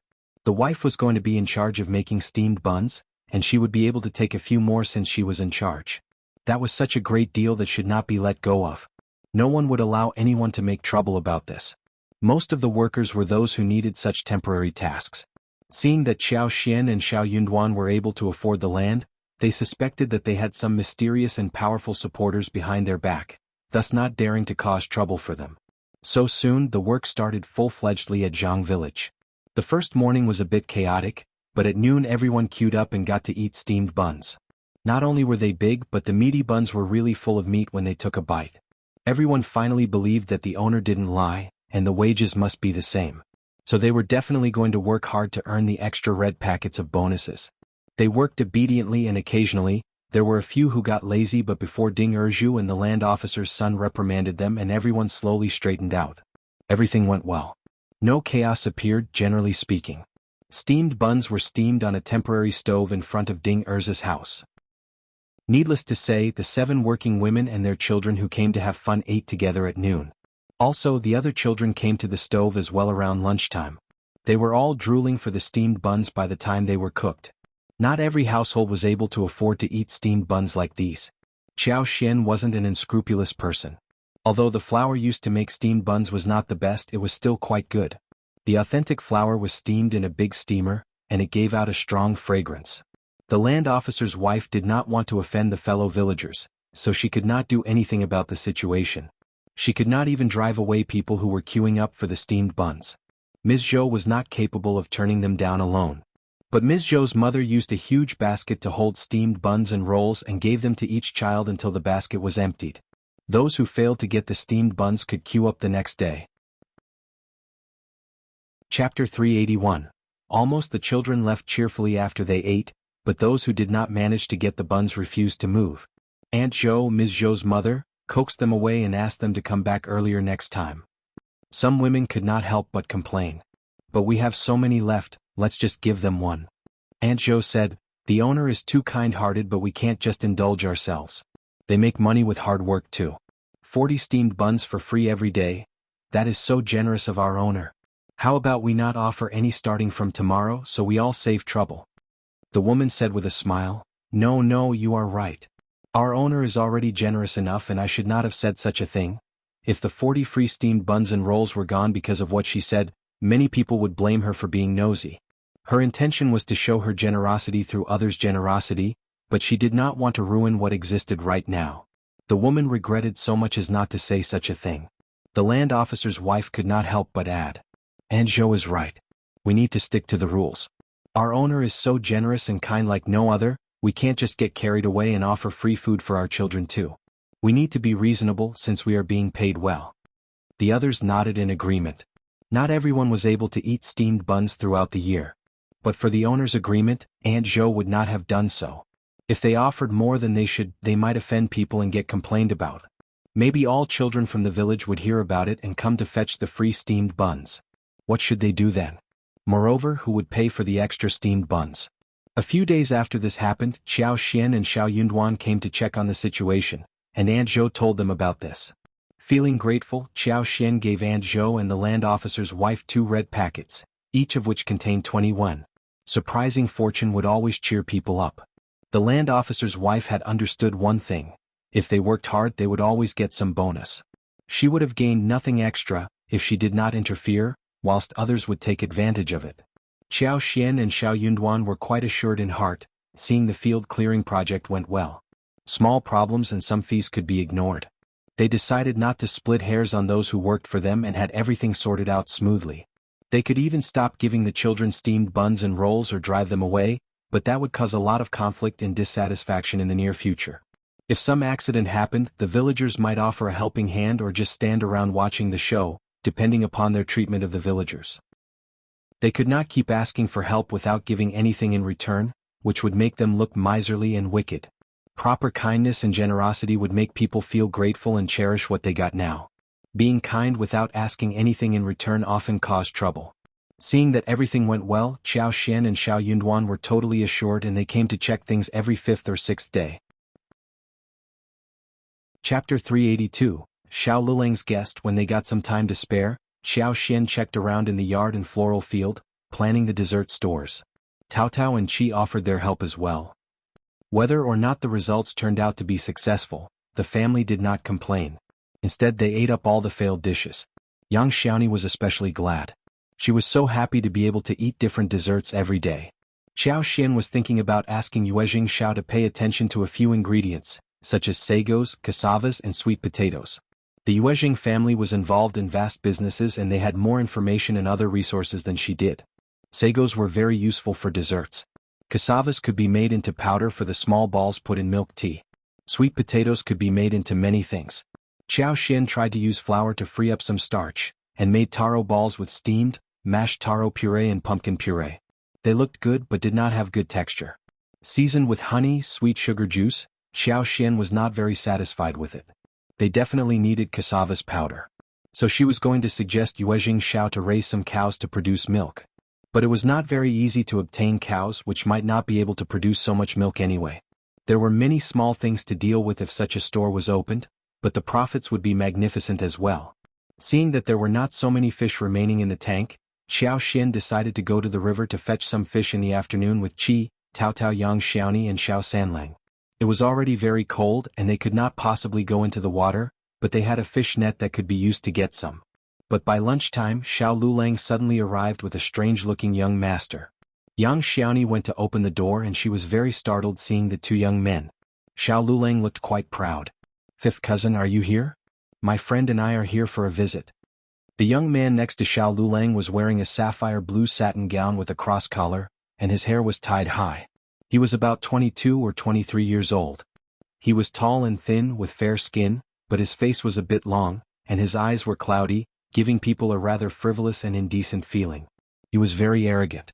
He did not like this place nor did he like Xiao Liulang. But Xiao Liulang seemed to suck up to him constantly these days and invited him to his home multiple times. He turned the guy down enough times, but he was feeling bored at the moment so he nodded and agreed to come. The moment the door was opened and the young master saw Yang Xiaoni, his eyes started sparkling. He straightened his back, trying to look as if he were a real gentleman who behaved gracefully. However, a pretentious man who had a terrible appearance just looked ridiculous when he tried to act like a gentleman. Yuezheng Shao had met real young masters like Jingrong and Yuezheng Shao, so when she saw someone like this in front of her, she laughed. The way he looked at her made Yang Xiaoni feel quite disgusted. Yang Xiaoni was a very sensitive woman and figured out that this was not a good man at all. But this seemingly elegant man smiled at Yang Xiaoni, who got startled and took a few steps backwards. The young master laughed even more proudly seeing her behavior. He thought that Yang Xiaoni was just feeling shy. Yang Xiaoni turned around and left directly, ignoring Xiao Liulang completely. You're tuning in to the Han Li's Wuxia Chronicles YouTube channel. We're so grateful for your support and don't forget to subscribe to join us on this incredible journey through captivating stories. Your generosity through donations truly makes a world of difference, as it's the primary source of revenue that allows me to expand and enhance this channel for you. Thank you from the bottom of my heart for being a part of this adventure.